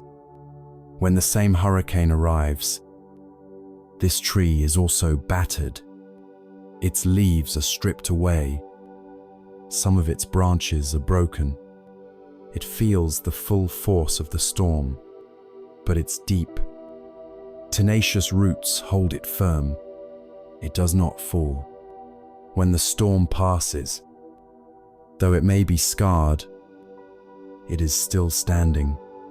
It begins to heal, and soon, new leaves begin to grow. It has been made stronger by the storm it endured. We are these trees. The storms are the inevitable losses, heartbreaks, and challenges of life. Our external relationships and successes are the leaves and branches. They are beautiful, but they can be stripped away in an instant. Our inner practice, our sila, samadhi, and prajna are our roots. The deeper we cultivate our practice, the more unshakable our inner stability becomes. Regardless of what is happening on the surface of our lives, when we have this deep-rooted inner stability, our entire posture towards relationships changes. We cease to be a needy consumer, desperately seeking a partner to be our refuge, to save us from our own loneliness and anxiety. We are no longer a shallow-rooted tree trying to latch onto another tree to hold us up in the storm. Instead, we become the refuge. We become the deep-rooted tree that can offer shelter to others. Our own inner peace becomes the greatest gift we can offer to the world. We can love freely and fully, because our ultimate security does not depend on the other person staying or on them being a certain way. Our safety is in our roots. Our refuge is the island of our own awakened mind. This is the only true peace. It is the peace that comes not from finding the perfect person, but from becoming the whole person. It is the end of the desperate search for a savior, and the beginning of the quiet, confident work of cultivating our own inner sanctuary. And when we are firmly established on this island of self, when we are safe and secure in the refuge of our own practice, something miraculous happens. our fear dissolves. The desperate need to protect the small, separate self evaporates. And from this fearless, stable, and open heart, our compassion can finally become what it was always meant to be: boundless, limitless, and unconditional. From the safety of our own island, we can finally learn to love the entire world. From the unshakable safety of our own inner island, a refuge built of virtue, mindfulness, and wisdom, we can finally look out upon the world, not with fear, but with a deep and stable sense of peace. The desperate, needy grasping for love and validation begins to subside. Our heart, no longer consumed with protecting its own fragile territory, discovers its true nature. And the true nature of the awakened heart is to love without boundaries. It naturally seeks to extend its circle of care, moving beyond the self, beyond the family, beyond the tribe, and into a boundless, universal compassion that embraces all of life itself. This is the final and most expansive unfolding of our journey, the recognition that our relationships are not limited to human beings, but extend to every living creature and to the very earth beneath our feet. To cultivate this limitless compassion, we can begin with a powerful contemplation from the Buddhist teachings on rebirth. You don't need to accept this as a literal doctrine, but rather engage with it as a profound thought experiment designed to radically reorient your heart. The teaching suggests that time is beginningless and that we have all been wandering in samsara, the cycle of existence, for countless eons. Given this almost infinite time frame, it is a statistical certainty that every single being you encounter has, at some point in a past life, been your mother. That stranger on the bus was your mother. That bird singing in the tree was your mother. That spider in the corner of your room was your mother.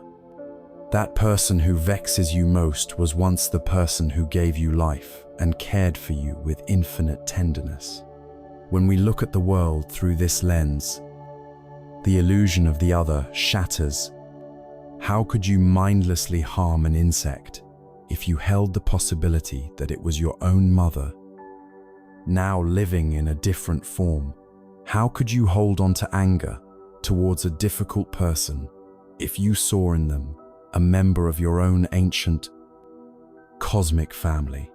This practice dissolves the artificial barriers we erect between species and between individuals.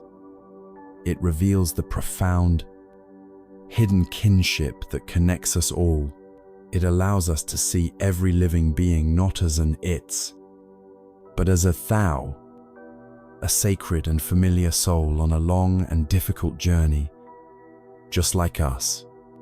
This ultimate expression of compassion is exemplified in the Jataka tales, the stories of the Buddha's previous lives as a bodhisattva, a being dedicated to achieving enlightenment for the sake of all others.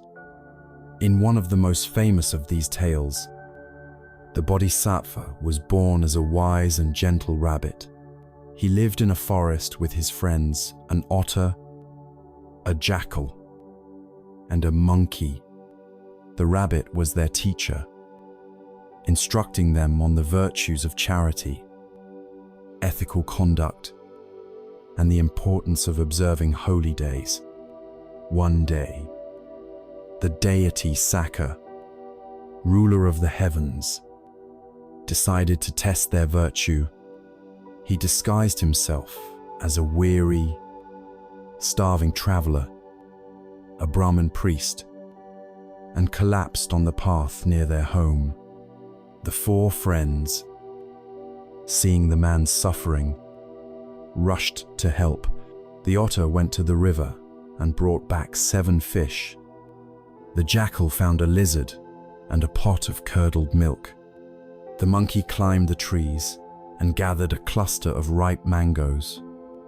They all offered their findings to the traveler, but the rabbit, whose diet consisted only of grass, had nothing he could give. He could not offer a meal of grass to a human being, filled with sorrow that he had no external gift to offer, but also with an unshakable resolve to practice supreme generosity. The rabbit made a decision. He turned to the disguised deity and said, "I have nothing to offer you from the outside. Therefore, I offer you the only thing I truly have, my own body." He instructed the traveler to build a fire of hot coals.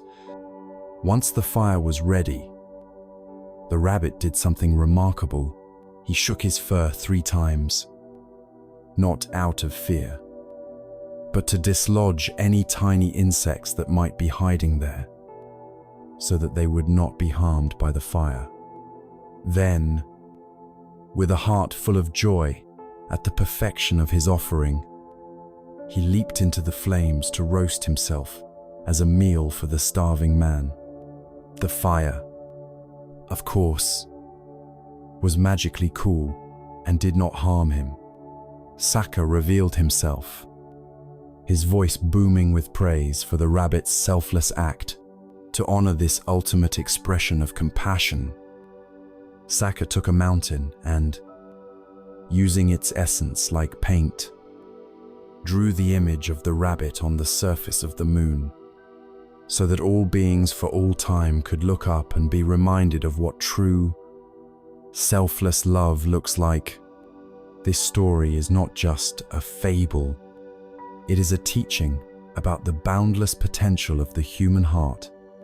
It illustrates a compassion so profound that it sees no difference between the self and the other. The rabbit's joy was not in preserving his own life, but in alleviating the suffering of another. This is karuna, compassion, in its most perfected form. It is a love that transcends species, a love that holds all of life as precious. How do we practice this in our modern lives? We may not be called upon to leap into a fire, but we are presented with countless opportunities every single day to widen our circle of care. We can start with how we treat the animals in our world. Can we begin to see them not as commodities or objects for our use, but as fellow sentient beings who, like us, desire happiness and freedom from suffering? This can manifest as simple acts putting out water for birds on a hot day, being gentle with a spider instead of killing it, choosing products that are not tested on animals. Each act of kindness toward a creature that is weaker or more vulnerable than us is a powerful practice that softens our own hearts and plants seeds of immense good karma. We can then expand this circle of compassion even further to include the earth itself. Our planet is not just a backdrop for our human dramas. It is a living, breathing system, a vast and intricate expression of interbeing. The forests are the lungs of the world, the rivers its bloodstream.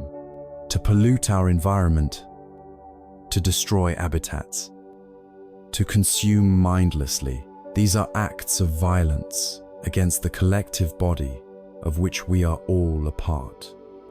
Conversely, to protect our planet, to plant a tree, to conserve water, to reduce our consumption, is a profound act of compassion. It is an expression of love for all the seen and unseen beings who depend on this earth for their survival, and for all the future generations who will inherit the consequences of our choices. This universal compassion is the pinnacle of understanding. It is the only logical conclusion when one truly grasps the reality of Indra's net and the law of karma. If we are all truly interconnected, then my own happiness can never be complete if it is built upon, or even indifferent to, the suffering of others. My liberation is bound up with the liberation of all beings. This is the great vow of the Bodhisattva, to continue returning to this world, life after life, until every last being, down to the last blade of grass, is free from suffering. This may seem like an impossibly high ideal, but we are not asked to become perfect saints overnight. We are simply invited to set our intention in that direction, to ask ourselves each day, how can I widen my circle of compassion today? How can I cause less harm and bring more benefit to the world? Having journeyed from the painful knots of our personal relationships to the boundless heart of universal love, from the constricted I to the interconnected we have now explored the entire landscape. All that is left is to integrate this understanding into a seamless way of life, to learn to move with the rhythm of reality, not as a struggle, but as a beautiful and sacred performance, the great dance of dependent origination. We have come to the end of our long exploration. We began with the painful, perplexing question of why certain people appear in our lives, why relationships can bring us such exquisite joy and such profound suffering. We have journeyed through the foundational laws of karma and dependent origination. We have held a lamp to our most challenging connections. We have learned to find refuge on the island of our own practice, and we have expanded our hearts to embrace all of life. And so we arrive back where we started, in the midst of our own messy, beautiful, unpredictable lives, but with a new pair of eyes, a new map, and a new understanding. The final wisdom is not to acquire more knowledge, but to integrate what we have learned into a new way of being. It is to finally stop treating life as a problem to be solved, and to begin experiencing it as a sacred dance to be danced. Our analytical mind wants to fix life.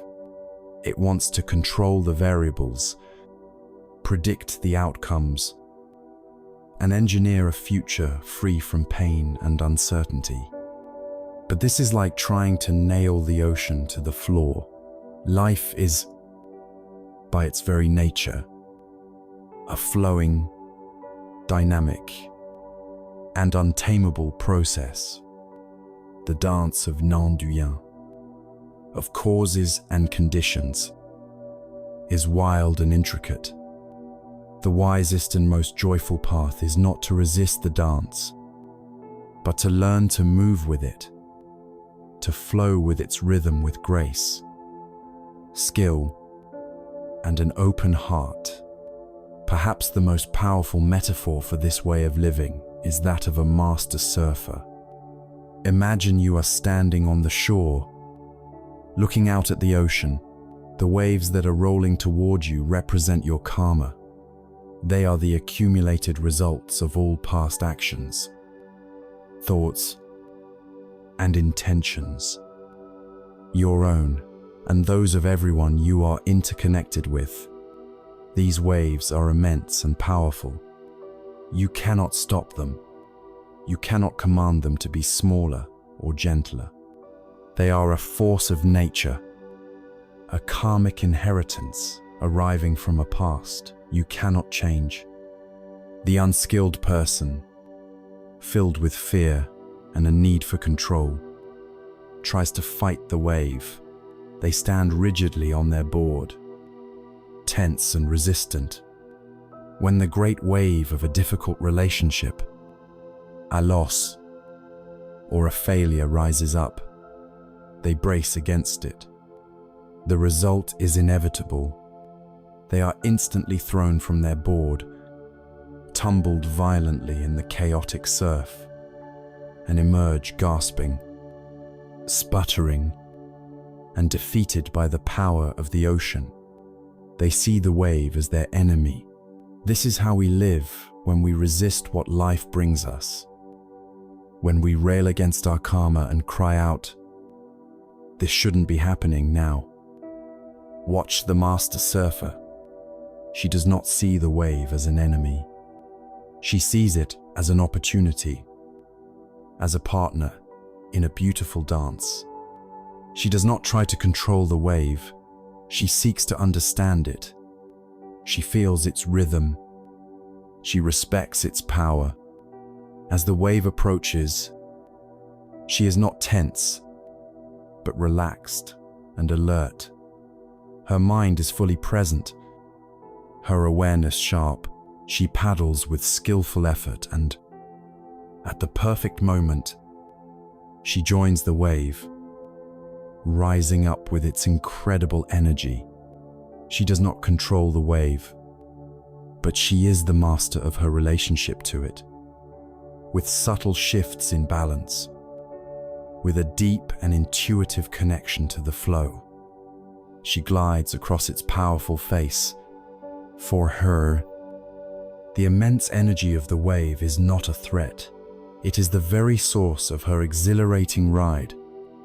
We are all this surfer. The waves of life will never stop coming. There will be waves of joy that lift us up, and there will be towering, terrifying waves of grief and challenge that threaten to crush us. Our practice is to become a master surfer, and the skills we have been exploring are the very techniques of this mastery. Our practice of mindfulness is our sense of balance on the board. It is the ability to stay present with what is happening in this moment, to feel the board beneath our feet and the water rushing past. Without it, we are immediately lost in the chaos. Our practice of compassion is our flexible knees, allowing us to absorb the bumps and shocks of the ride without being thrown off. Our wisdom, the understanding of impermanence, karma, and interbeing is our ability to read the waves, to see them coming, and to know their nature. The practices of forgiveness and gratitude are what we do when we inevitably fall. Instead of cursing the wave, we learn the lesson from our wipeout, and we find the courage to paddle back out and try again. To live in this way is to embrace the entire symphony of our existence, not just our favorite movements. A life of only joyful, harmonious notes would be shallow and monotonous. It is the dissonant chords, the moments of tension and sorrow, that create depth, meaning, and a powerful, satisfying resolution. The difficult people in our lives were those necessary. Dissonant encore. The loving people were the soaring, beautiful melodies. The fleeting encounters were the grace notes and subtle percussions that added texture and richness to the composition. When you look back on your life through this lens, you realize that nothing was a mistake. No one was extra. Every person who has ever appeared in your life was a note in your song. They arrived at the exact right moment, played their part perfectly, and then faded as the music continued. Some played a single, jarring note that forced you to change key. Others played a beautiful harmony that supported your melody for many measures. But every note was essential to the whole. Your life is this one-of-a-kind, unrepeatable symphony. This is the ultimate freedom. It is the release from the exhausting struggle to control the uncontrollable. It is the joy of participating fully in the dance, trusting that even when we don't understand the steps, there is a deep and profound rhythm guiding it all. It is the peace of the surfer who, at the end of a long ride, can lovingly release the wave as it dissolves into the shore and can turn back to the vast, mysterious ocean with a grateful heart, ready for whatever comes next.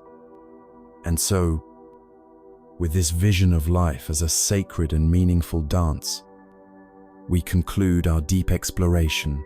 Let us now take one final look back at the path we have traveled, summarizing the journey from the confusion of suffering to the clarity of understanding, and embracing the core message that can light our way forward into the great, beautiful mystery of the rest of our lives. We have arrived at the end of our journey together. We began in a place of confusion, standing amidst the sometimes painful, sometimes joyful, and often perplexing chaos of our relationships, asking the simple question, why? Why this person? Why this pain? Why this connection? We embarked on a path of discovery, moving from the outside in. We first learned the great, impersonal laws of existence, the intricate web of dependent origination, and the unfailing echo of karma. With these lamps in hand, we illuminated the figures in our lives, seeing them not as random actors, but as our most profound teachers, our most welcome companions, and our most honest mirrors. From there, our journey took a pivotal turn inward. We faced the most fundamental relationship of all, the one we have with ourselves, and learned that the world outside is but a reflection of the world within. We found the courage to untie the ancient knots of family karma, to transform the fire of attachment into the warmth of compassion, and to find the hidden gift in every loss. We learned to clear the weeds of resentment through forgiveness, allowing the flower of gratitude to bloom in its place. We discovered the power of letting go of our expectations, the richness of solitude, and the boundless freedom of a love that extends to all beings. We have traveled from a place of feeling like a victim of circumstance to recognizing ourselves as the co-creator of our reality. A master surfer learning to ride the waves of our life with skill and grace. And so we are left with this one simple, core message, the thread that has woven through our entire exploration. No one appears in your life by accident. Every soul you encounter is a sacred appointment. Every interaction is a message. The people who challenge you are not your enemies. They are your most potent catalysts for growth, arriving to help you burn away your impurities and discover your own strength. The people who love and support you are not a matter of luck. They are the beautiful harvest of your own past goodness, arriving to remind you of the light within yourself. The peace you seek is not a destination you will find by arranging the world and the people in it to your liking. It is the island you build within yourself, a refuge of wisdom, mindfulness, and compassion that no external storm can ever destroy. You hold the power in your own hands, right now, in this very moment. The past is gone, and the karmic waves it has sent are already on their way. You cannot change them, but you have absolute, sovereign power over how you choose to meet them. And more importantly, every thought you think, every word you speak, and every action you take from this moment forward is a seed you are planting for your own future. You are the gardener of your own heart, the captain of your own soul, the artist of your own life. May you walk forward from this day with a lighter heart, a clear mind, and a deep, abiding trust in the beautiful, meaningful, and sacred dance of your own existence. May you see every person as a gift, and may you, in turn, be a gift to every person you meet.